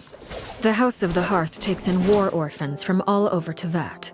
But as for how to raise them, that depends entirely on the person in charge. Crucibina came up with a novel idea.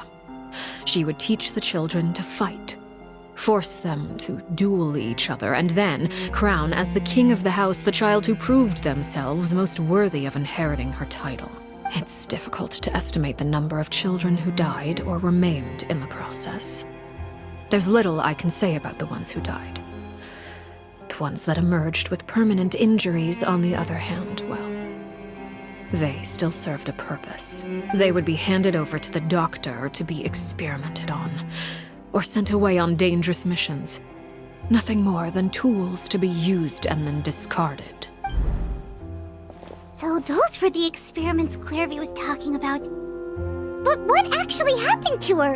You said that Clairvy was Crucibina's daughter, so if Clairvy tried to convince her to stop what she was doing, Crucibina probably would have listened, right?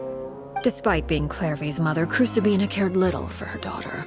She forced Clairvy to join the House of the Hearth only as a means to demonstrate her own impartiality as a mother, to prove that she treated all her children equally. Clairvy did try to convince her mother to change her ways, but it was to no avail.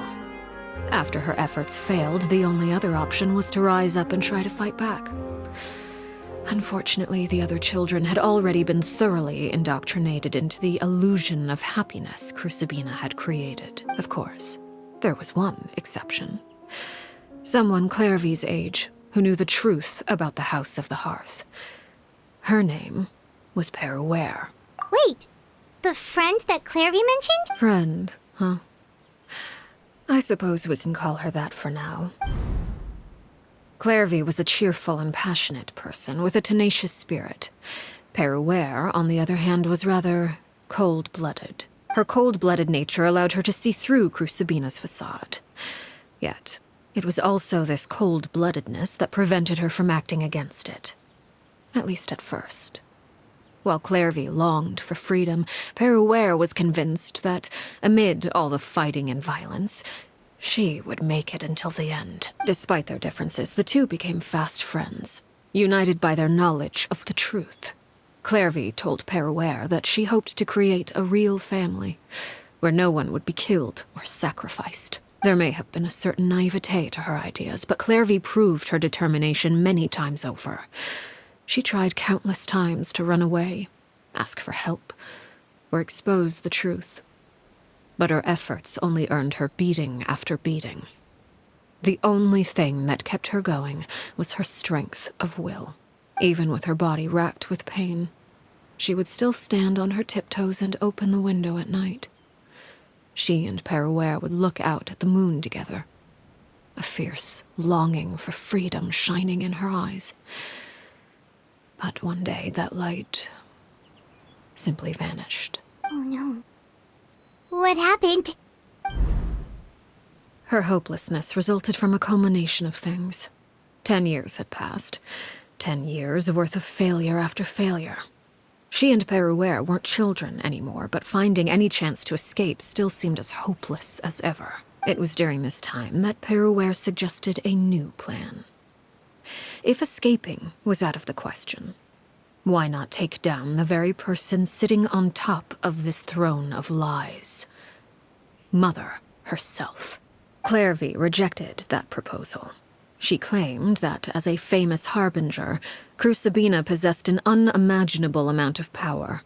Trying to kill her would have an incredibly low chance of success. Clairvy never gave another reason, but FATHERRR could see it written all over her face. Clairvy still thought of Crucibina as her mother. Killing her own flesh and blood was a line she couldn't bring herself to cross. If she couldn't escape and fight back, then only one option remained. Precisely. Death was the only way that she felt she could be free. It happened during a duel. When she arrived at the dueling ring that day, her partner turned out to be none other than FATHERRR. The very person that had stood by her side all those years. It was a fierce battle. But ultimately, Clairvy decided to let FATHERRR end her life. From that moment on, FATHERRR's journey was one written in flames. When the rain finally came and washed it all away, there she stood, the sole victor in Mother's endless game of slaughter. A trail of corpses strewn across her path to success. It was the very result she had predicted 10 years prior. Even then, she believed she would make it until the end.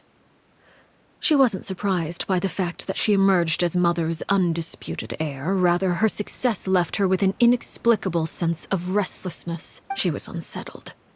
And there was only one thing that could quell that sensation. Perhaps you two would like to take a guess as to what it was? Crucibina, you mean? But... Correct. This is the place where FATHERRR killed her best friend. A mere year later, this is also the place where she fought tooth and nail to kill the mother they shared. The moment she acted, any conception of what was right or wrong ceased to matter. It's one of the principles of the house. Only those who survive get to write the rules. FATHERRR won the battle, and became a harbinger herself. After which Her Majesty, the Tsaritsa, bestowed upon her a new name. Arlecchino. So the Perry Clairvy was talking about... It was you all along. You're FATHERRR. Arlecchino is just a name you got later. I left that name behind long ago. I must say, hearing it now does bring back memories. After I defeated Crucibina, the moniker of Mother died with her. I chose to forego the title she called herself, and even chose to give up my own name. I rebuilt the House of the Hearth under a new identity. Not only as Arlecchino, but as father. And that is where the story ends. Any more questions? Yeah. Based on what you just told us, Clairvy wasn't a little kid when she was killed. So the Clairvy we met... Was she really a spirit at all? I suppose you could call her an illusion born of flame. Her existence is like ashes to a fire. Something left over in the wake of blaze and ruin. You see, a certain power runs through my veins. It's not unlike a curse. My flames leave behind shadows of anything they consume. Of course, the chances of those shadows morphing into a sentient entity are exceedingly slim. Clairvy is a very special case. Clairvy died when she was 16 years old, but what emerged from the flames was her 6-year-old self. Her appearance wasn't the only thing affected. Most of her memories were lost to the blaze as well. Memory is a mysterious thing indeed. Losing a portion of your memories will alter your sense of self. Lose 10 years' worth, however, and it would be like living in the past. Like returning to a version of yourself that never grew up. No wonder Paimon got such a weird feeling when we were talking to her. Perhaps I should put it this way. Clairvy is someone trapped in time. It may seem like she exists with us in the present, but she truly lives in the confines of her own past. So if all of that is true, then you must have known about Clairvy for a long time. Indeed. She's a rather volatile and unstable entity. Sometimes she would look after the children. She's even saved some of their lives. But other times, she would hide from me and become obsessed with revealing the truth about the house to anyone who will listen. Shadows don't have the capacity to learn or grow. Any new information they encounter is quickly forgotten over time. Your attempts to expose Clairvy to sunlight. They failed, yes? The reason is actually quite simple. In Clairvy's mind, the house is impossible to escape, and it is this very perception that traps her there. But no matter. All I have to do is kill her again, and all will be resolved. I don't anticipate so much as a single speck of ash will be left behind this time. Wait! Paimon can understand why you might want her gone, but isn't there another way? So what if she's trapped in her 6-year-old self? She's still your friend! At least talk to her first! It's too late for that. She broke the rules, and now she must be punished. That goes for Filial and Nantoy as well. She's had quite the effect on them. I hope you understand. The difference between Crucibina and myself lies in our formulation of the rules, not our policy for enforcing them. Upholding the rules without question is a trait we both share, because that is how a household should be run. Is this really what you want to do? Whatever could you mean?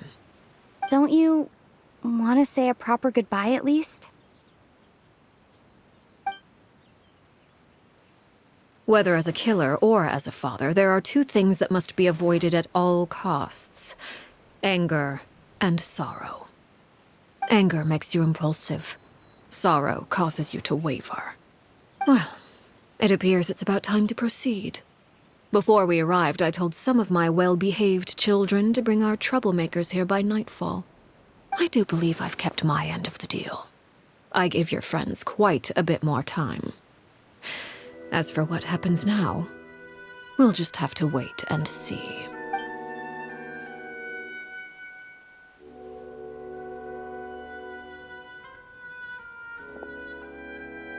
Here they are, Father. You gonna execute him? Seeing something like that would actually be a first for me. Lenny! I'm sorry. I heard about how you helped buy us more time, but I still failed. I couldn't find a way to fulfill her wish. Huh? Are you... Perry? Indeed, it's been a while, Clairvy. Perry! Shh. Stay right there. I'm sorry to postpone our reunion, but first, I believe certain scores need settling.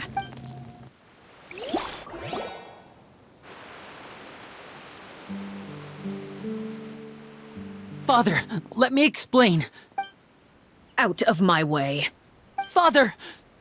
You chose to conceal a threat to the house, and for that, you must be punished. Overall, however, I suppose your wrongdoing is hardly the most egregious of the bunch, so I'll deal with your punishments later. As for right now, the more pressing concerns are the traitors among us. By traitors? Do you mean us? Father, let me explain. We didn't mean to... Fultz, why don't you share what you heard? Yes, Father. Secret Midnight Meeting number 3. Participants: Filial, Nantoy, Sato, Toddy. Nantoy clearly said, "If only Father wasn't the one who took us in." Sato added, "I'm sick of this life. I just want to live as a normal person." Filial was the worst of them all. She called us crazies and said a bunch of mean things about Father. I did not! You're lying! Fultz is— It's not like I'm the only one who heard those things. After that, you and Toddy and a bunch of other people started talking about Clairvy. You were using all those things Clairvy brought up as an excuse to question Father. We're birds locked in a cage. The only way out is to destroy it. That's what you said, wasn't it? You little... You just want me gone, don't you? What did I ever do to you, huh? And you, Sheplo? Have you forgotten who stood by your sickbed, watched over you, and changed your dressings? Come on, let's hear it then. What's your reason for all this? You're wrong, Filial. We don't want you to die. You're our family. Liar. You wouldn't be doing this if that were the case. So why? Why have you backed us into a corner? We all live in the House of the Hearth. You know the type of work we do, Filial. A single betrayal can cost dozens of us our lives. It's not like it's never happened before. That kind of thing is hard to forget. That's why the House of the Hearth cannot tolerate any form of betrayal.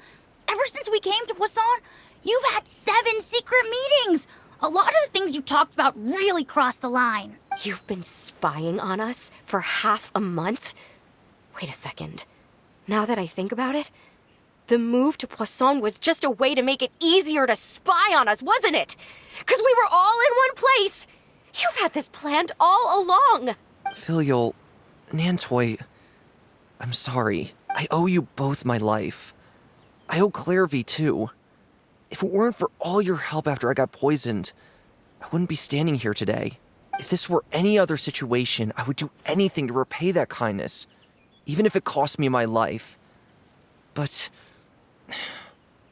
rules are rules. I'm sorry. My hands are tied. Why? Why? That's enough, Filial. We made a mistake, and we should own up to it. We broke the rules, plain and simple. And now we have to face the consequences. I'm sorry, Chaplot. Foltz. I'm sorry, Father. We accept our punishment. Chaplot, according to the rules of the House of the Hearth, how should these traitors be punished? All those who betray the house pay with their lives. And so it shall be.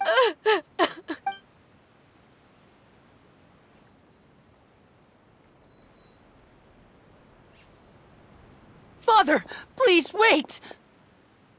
Something you want to say, Linny? Please reconsider, Father. What Filial and the others did, does it really count as betrayal? We all come from broken families. From the very first day we joined the House of the Hearth, we wanted nothing more than to make it a real home. But the truth is, none of us know what a real home should look like. I'm not saying I have all the answers. All I know is this. Killing Filial and the others may uphold the rules, but doing so will only bring us further away from being a real family than we've ever been. So please, Father, please reconsider. I agree with Linny. Father, please. Linny, you...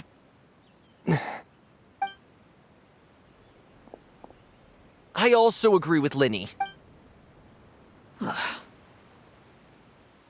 An order once given cannot be rescinded. However, given the extent of your determination, I suppose we shall have to go about this a different way. Draw your weapons and face me. Our weapons? Father, are you referring to a duel? Precisely. The rules of the house will not be altered. Traitors must be punished. However, resolving disputes with a duel is also one of our rules, one that also applies to me. Demonstrate a sufficient showing of strength, and I shall offer a concession. Wait. Beat Father in a duel? Impossible. Father is way too strong, even for Linny.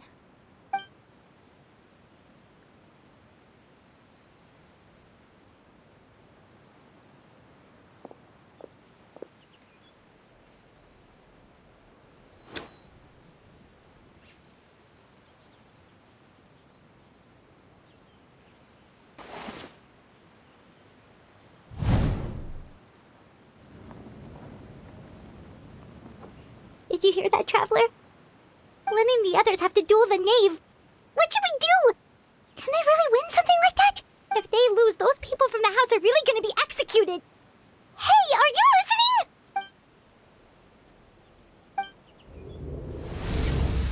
Don't you want to say a proper goodbye at least? Anger makes you impulsive. Sorrow causes you to waver.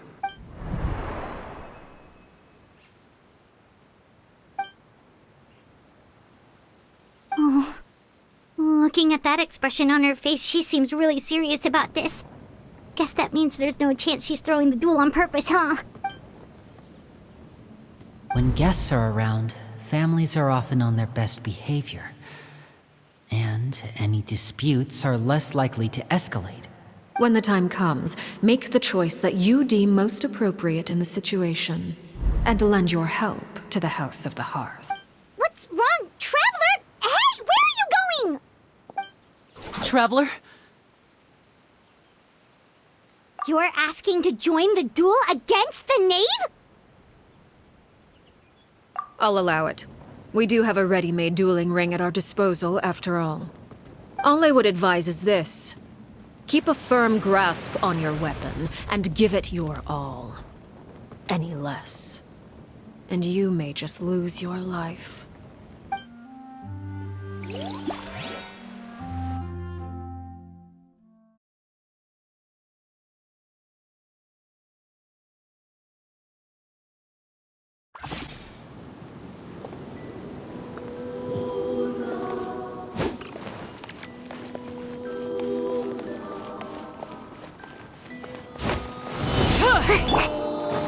Gotcha. Game's up. Fun's over. Lament! Watch out for Father's movements! It's my turn. Here!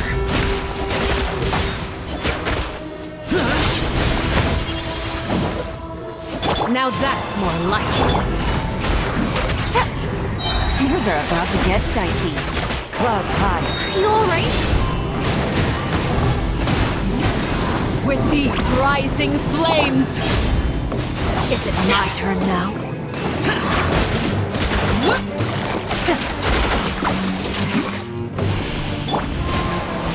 With the fall of darkness, destruction shall rise.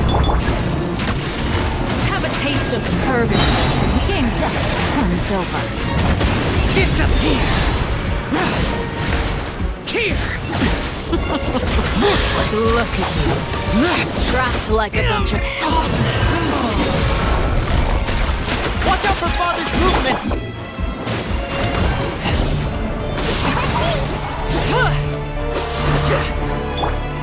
Wind strike. Is it my turn now? Spare your energy. Running is of little use. And away I go! Over here. The countdown. Things are about to get dicey. Like a fly tangled in a web. How amusing. With the accused. Look out!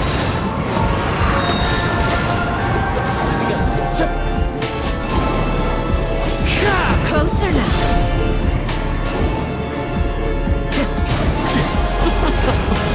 Look at you. Trapped like a bunch of helpless animals. This is... Who's next?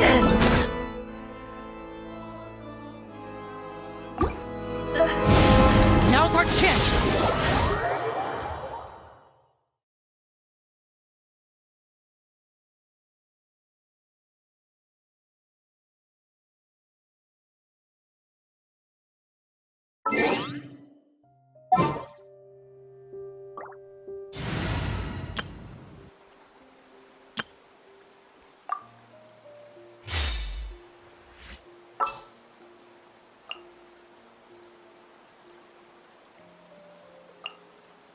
Wait for my signal.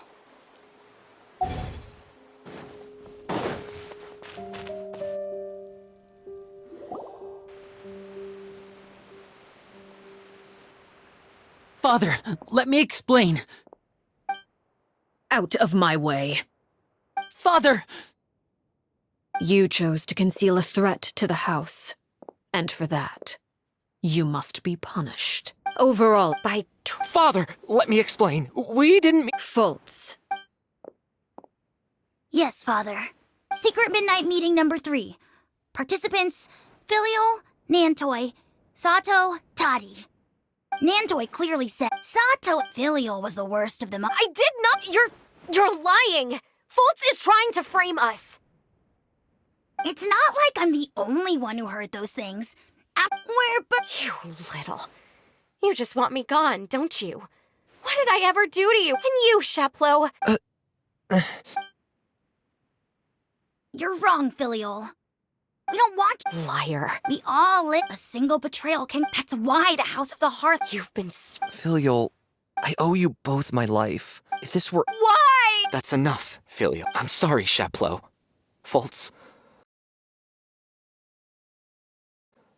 We— Chaplot, according to the rule, all those who betray the— and so it shall be.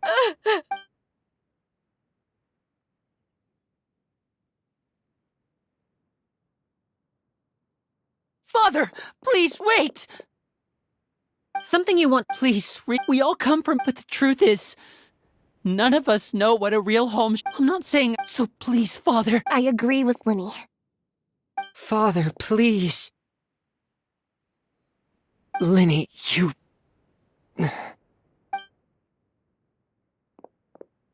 I also agree with Lynn. An order once, however. Our weapon. Father, are you referring to— Precisely. However, resolving disputes with a duel is also one of our rules, one that also applies to me. Demonstrate a Impossible.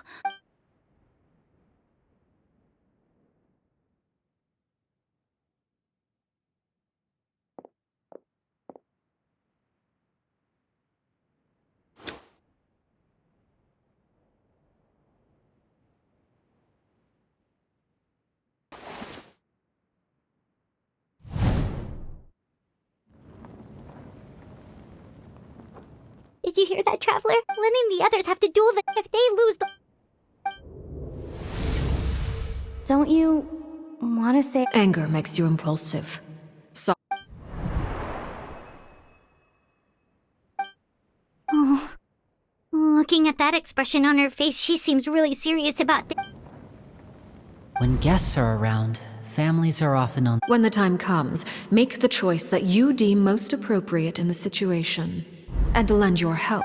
What's wrong? Traveler? Hey, where are you going? Traveler? You're asking to join the duel against the knave? I'll allow it. We do have a ready-made dueling ring at our— All I would advise is this. Keep a firm grasp on your weapon, and give it your all. Any less.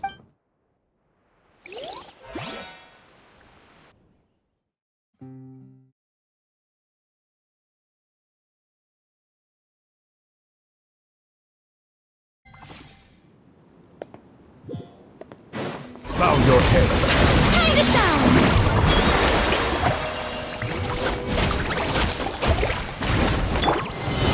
Be sanctified.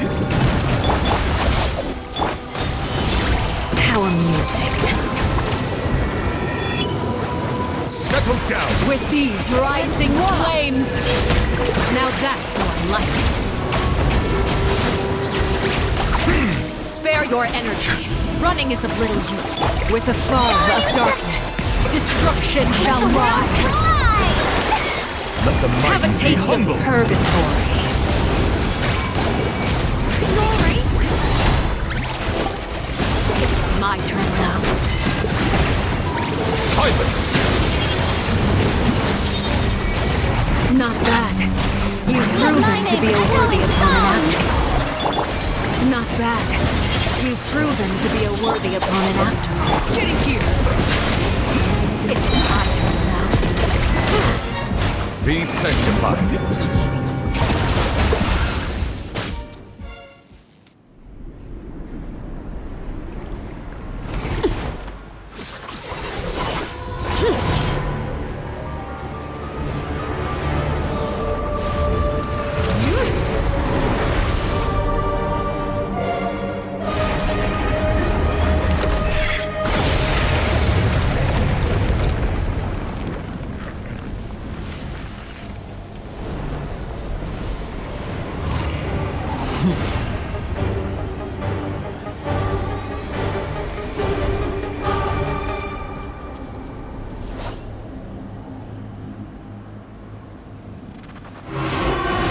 Darkness has been seared away.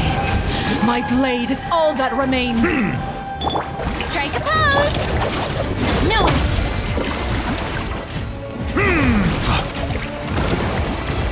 Now's our chance! Over here!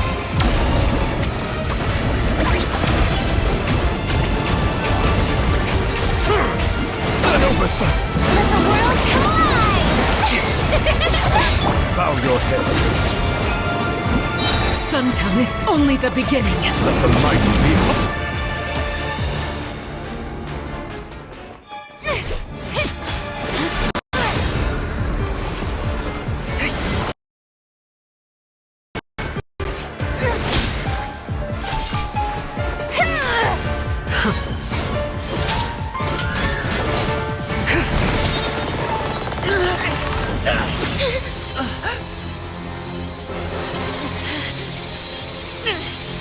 You should know better than to crowd in one place.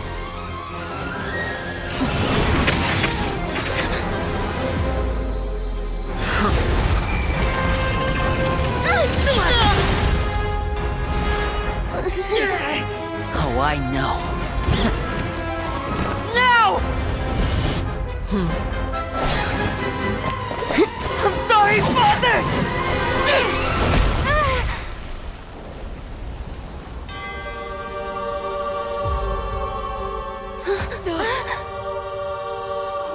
Sorry for what? This pitiful excuse for an attack.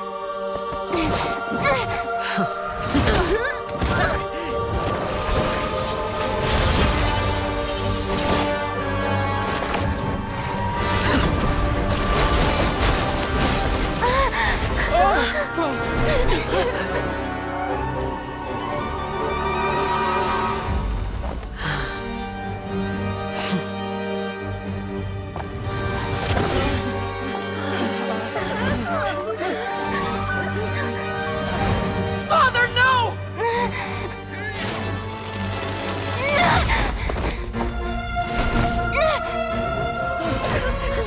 Made it out, did you?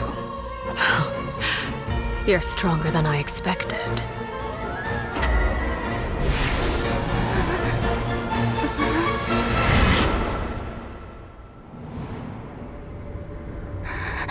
A crimson moon.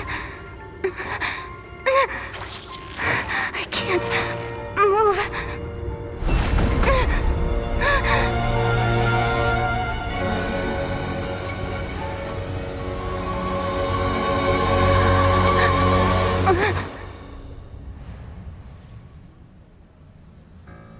Still, not strong enough to beat me.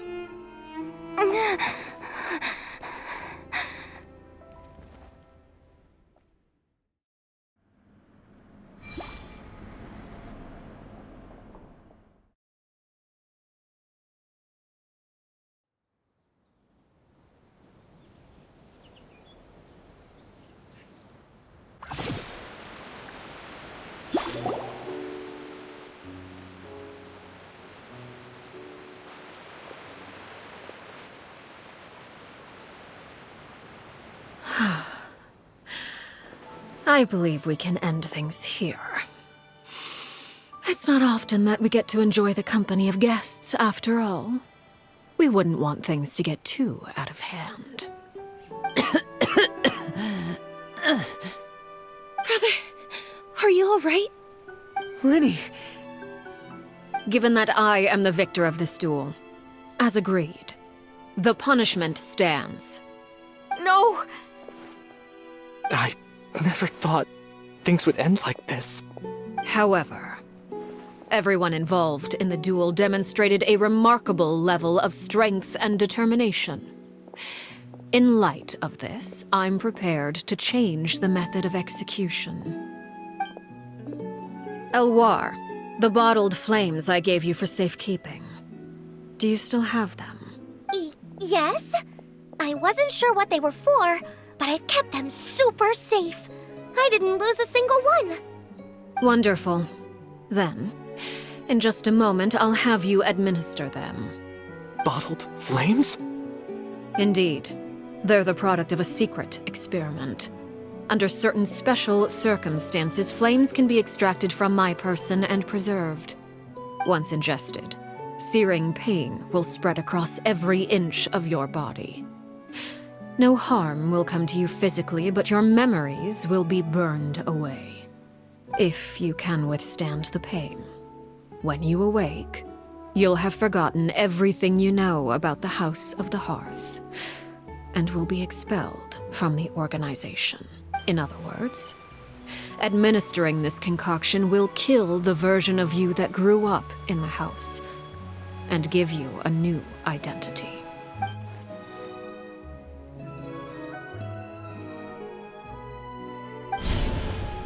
Memory is a mysterious thing indeed.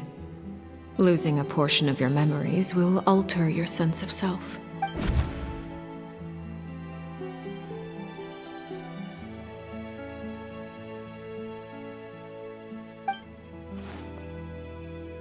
So, you're just letting us go, Father? You misunderstand. Memories are extremely important. Once consumed by flame, the version of you standing before me will die, and our secrets will die with you. So no, I don't intend to just let you go, because the person who survives will be nothing but a stranger. Even so, I won't have to live in fear anymore. I'm sorry, Father.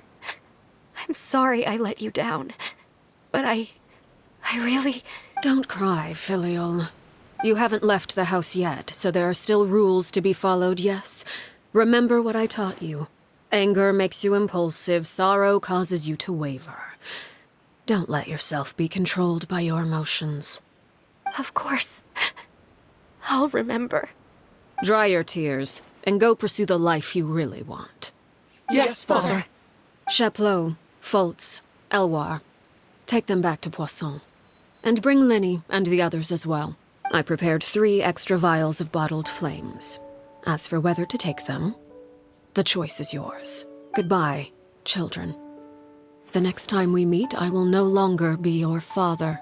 Thank you for all you've done for the house. I hope you have bright futures ahead of you.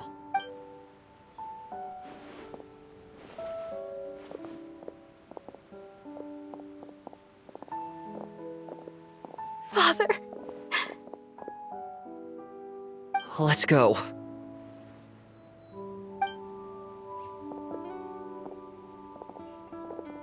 Here, grab my arm, Linny. I'll help you walk back. Thank you.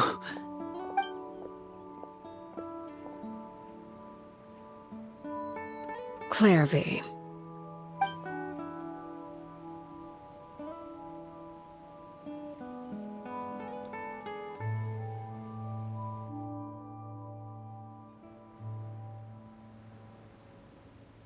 Can we talk now? I've been waiting for a super long time. You really are Perry, aren't you? I haven't seen you in so long. How come you're all grown up? Wait, did I somehow travel to the future on accident? Or am I dreaming? What a long dream. Neither. You died, Clairvy. That's what happened. You could have at least sugarcoated it a little. Look, she's that speechless.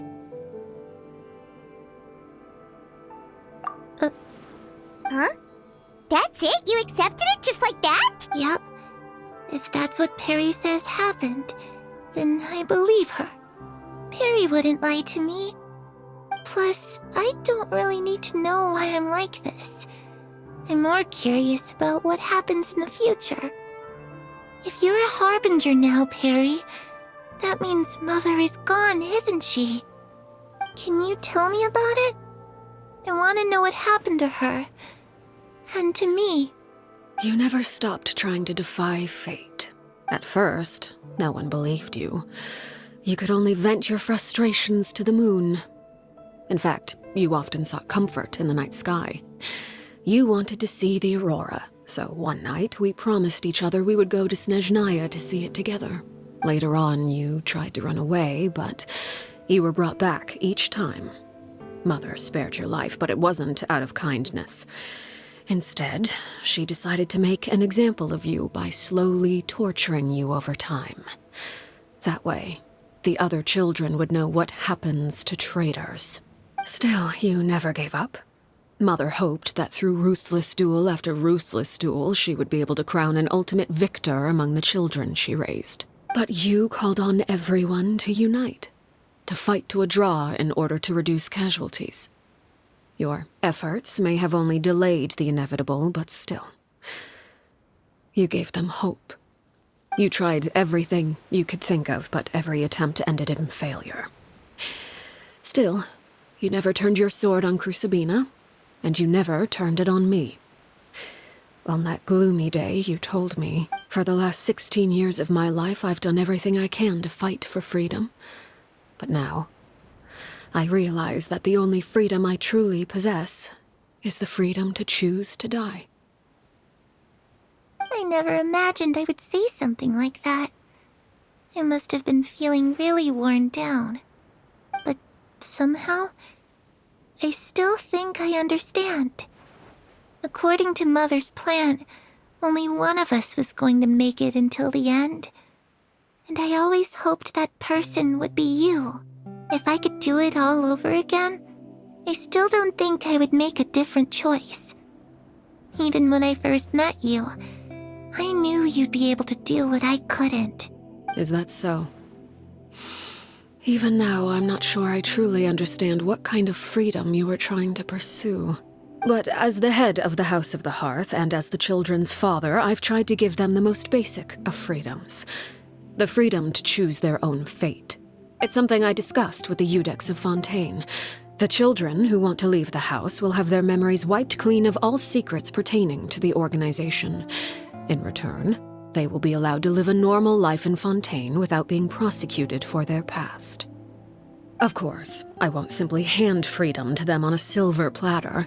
They have to fight for it and prove themselves worthy of it. Only freedom that... That's more than enough. That's exactly the kind of life I was fighting for.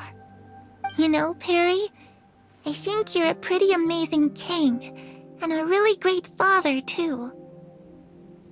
I'm really happy that you're the one who took over the house. I guess I do have one regret, though. I still haven't seen the outside world. Well, it just so happens that our dear guests over here have been to many nations and traveled to countless places. Perhaps they would be willing to tell you what the outside world is like. Really? Of course! We've traveled all over the place. We've got so many stories, we could probably talk your ears off for 3 days straight! You know, I used to dream of being a bard, playing the lute while singing into the winds of freedom. Even if there was no one there to listen, I would have continued to sing no matter what. Ah, that's where Mora comes from. I never knew that before. If I had some Mora, I would buy 3 new dresses. One for me, one for Perry, and one for Mother. It's just too bad Perry doesn't like wearing dresses. And Mother, she probably wouldn't accept something like that either. I guess I'd just have to keep them all for me then. I could wear a different one every day. Those yokai you mentioned, what do they look like? I once saw a drawing of this one guy with horns on his head and a super scary face. Are there any yokai like that? Oh, sounds like you're talking about an Oni. Yep, we've met one, and let Paimon tell you, they're not nearly as scary as they look. I was always too afraid to skip Mother's fighting lessons. But at the academia, I bet you could do all sorts of secret things in class. Things that have nothing to do with studying. I'm just kidding. Being able to study whatever you want without having to fear for your life actually sounds pretty great.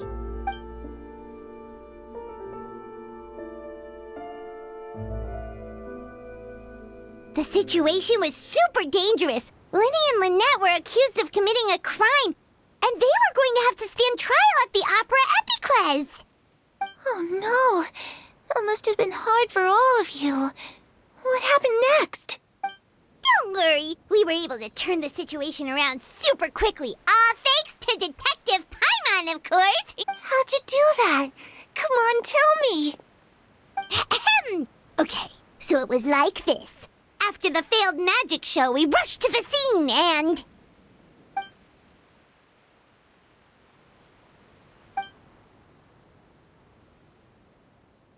Shadows don't have the capacity to learn or grow.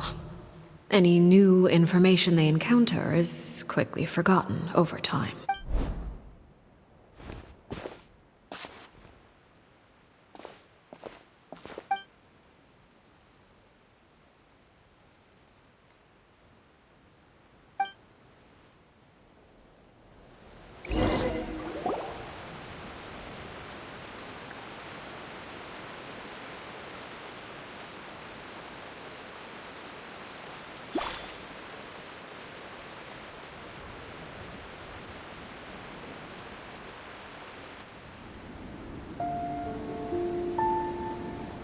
Clairvy, you've worked tirelessly from the shadows to overthrow the House of the Hearth. Now, by my authority as the Knave, I shall announce how this matter ends. You are hereby expelled from the House of the Hearth. You are no longer tied to this place, nor are you bound by its rules. You're saying that I can finally leave? I get to experience the outside world as well?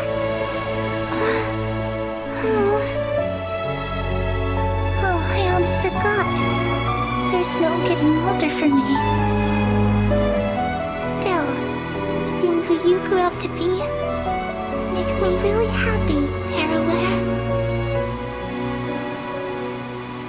Take care of yourself. Goodbye. May we meet again someday.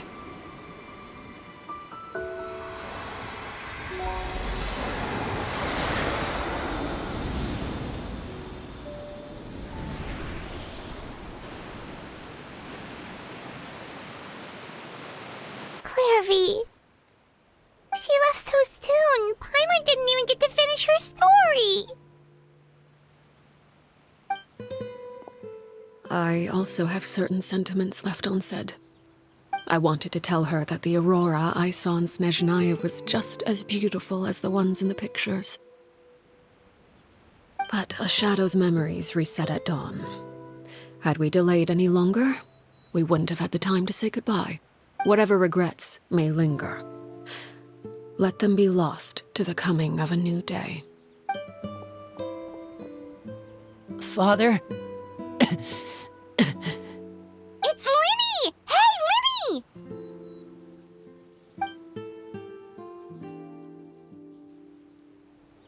What is he doing back here? Let's go...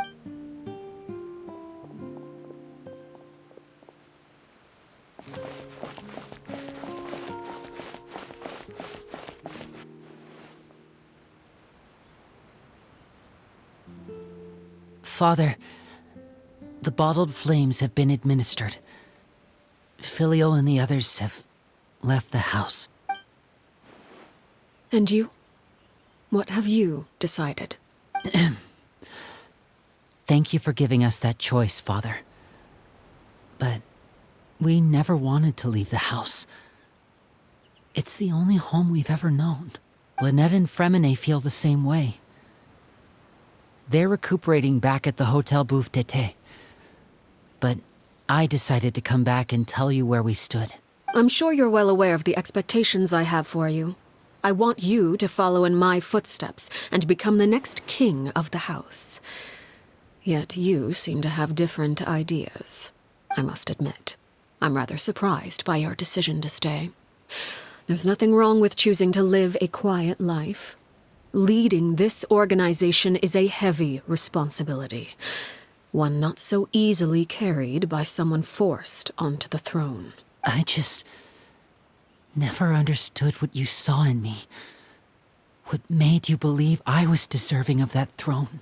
You're brave, talented, and, most importantly, you cherish your family.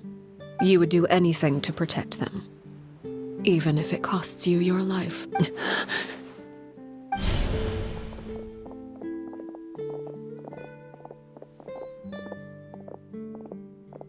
Speaking up back there was so brave of you, Lyney. It's all thanks to you that we were able to convince Father to back down. You're a hero, Linny. Hero. Father is the real hero.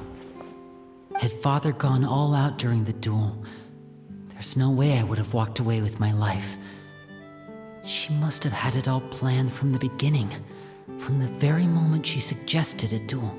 I'm not deserving of that title. I'm not strong enough or smart enough. You're wrong. In my opinion, all you need to be deserving of the throne is conviction and the necessary strength to act on it. We may have different ideas of what it means to be a family, but you can hardly be said to lack conviction. What you truly lack is strength. For someone of your talent, though, that's something that will come with time. Even without that strength, you still chose to face me in a duel, even though the odds were stacked against you. That capacity to honor your convictions is what I truly see in you. Father. No one knows what the future holds, what tragedy or triumph may be in store. Being at the head of this organization requires the strength of will to face whatever comes. Caution will only hold you back. If reaching a certain standard were required to go after what you want, I would never have succeeded in killing my predecessor. Back then, there was still a considerable gap between our abilities. Strength may decide the ultimate victor, but those who let a lack of strength dictate their decisions or undermine their convictions will never be worthy of the throne. I understand, Father. Thank you. Children must grow up to surpass their parents. Only then can a family continue to flourish. The road ahead is not an easy one, so I'll ask you one last time. Are you certain you want to stay? You've done so much for me, Father, and that kindness must be repaid. Plus, with Project Stuja at hand, there are many dangers ahead, and I, for one, don't intend to back down. Protecting my family at all costs. That's my conviction. Then you're welcome to stay. As for Project Stuja, you need not be too concerned. If those cowardly businessmen and heartless dignitaries try to take us down, I'm prepared to teach them a lesson. Having members who longed for the light was our organization's last weakness. With those members no longer among our ranks, the House of the Hearth is like a spider hiding in the shadows. We need only wait for our prey to come to us. At present, our imperative is to use their plan to our advantage. In doing so, a crimson moon shall rise amid the frigid blizzards of winter. No demonstration of loyalty shall go unrewarded, and no sacrifice shall be in vain. As for the two of you, whether we meet again as friend or foe, I'll remember the camaraderie we shared in this moment. No matter how arduous the journey ahead, I hope we both reach our desired destination.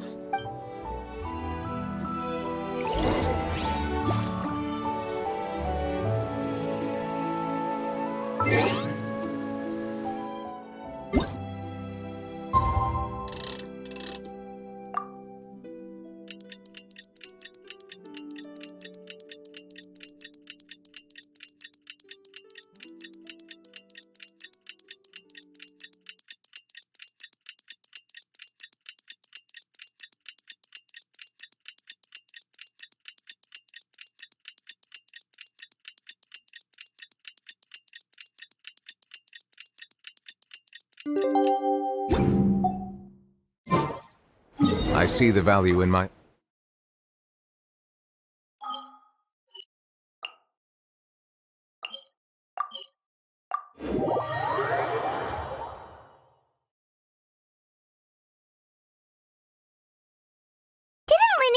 Lynette and Fremine were recovering at the Hotel Bouffe d'été? Oh, Paimon wonders how they're doing. Maybe we should go check on them.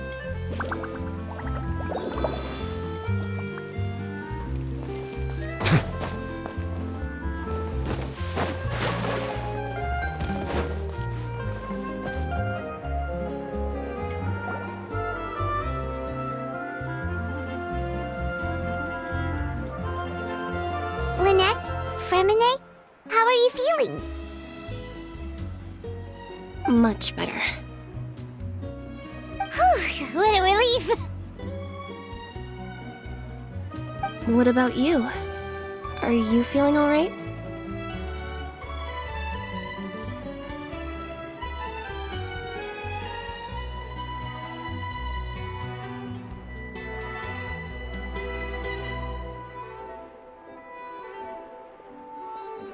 I knew you'd come out unscathed. Us, on the other hand, well, we've been bedridden for 2 days. I couldn't even turn over. Oh, and I wanted to ask, is Clairvy gone? Linny and the other members have left Poisson and returned to the House of the Hearth. According to him, there haven't been any more sightings of a spirit roaming the house. I see. I'm glad. Father came to check up on us 2 days ago and told us about what happened with Crucibina and Clairvy. Actually, I've met Crucibina before. Wait, what? You've met the former knave? Crucibina died a year after Clairvy. It was during the year between their deaths that I joined the House of the Hearth. Crucibina had an extremely cruel and radical way of doing things. While she was alive, the atmosphere in the house was suffocating. When I joined, though, the experiment she valued so much had already come to an end, and all the people involved, dead and injured alike, were gone. Crucibina never talked about the past with us newcomers. A couple of months after I joined, Father killed Crucibina and burned all her files. With that, the names of all the people subjected to her experiments, Clairvy included, were lost to the flames, along with the painful memories they represented. Father took in Lenny and me a couple months after that, but she never mentioned anything about Crucibina or Clairvy. It really seems like something she was planning to keep to herself. The last time you talked to her, did she mention why she kept it a secret for so long? She said she didn't want us to be affected by the darkness of the past. She was worried we'd develop a false sense of gratitude towards her if we knew about it. The foundation of a family should be free of any corrupting influence. Whatever happened in the past, it has nothing to do with who we are now. And that's what Father told us in the end. But I still thanked her for everything. It was only after hearing about what Crucibina did that I finally realized how insignificant our lives could have been. The members of the house meant nothing to her. To say that she valued them in any way, even just as a tool, would probably be giving her too much credit. If Father hadn't taken over the House of the Hearth, I probably would have already... Father rarely brings up the fact that she saved us. She doesn't believe that being indebted to her should be what ties us together. But even if we didn't owe her anything, we would still choose to stay. Because this is our home. We may have arguments or times when we feel wronged. Some people may even choose to leave. But as long as Father is here, we will always have a home. Whether the path before us is bathed in sunlight or shrouded in shadow, we'll follow Father wherever she chooses to go. So I wanted to say thank you for helping us make it through this crisis. Without your help, we could have lost a lot more along the way. Oh, we didn't do anything, really. Of course. You're welcome anytime. Are Filial and Nantoy okay? I actually saw them at a cafe this morning. They didn't recognize me. From what I could tell, they were drinking coffee and talking about one of the operas that started running recently. They seemed happy. If I had to take a guess, I would say they finally found the kind of life they always wished for.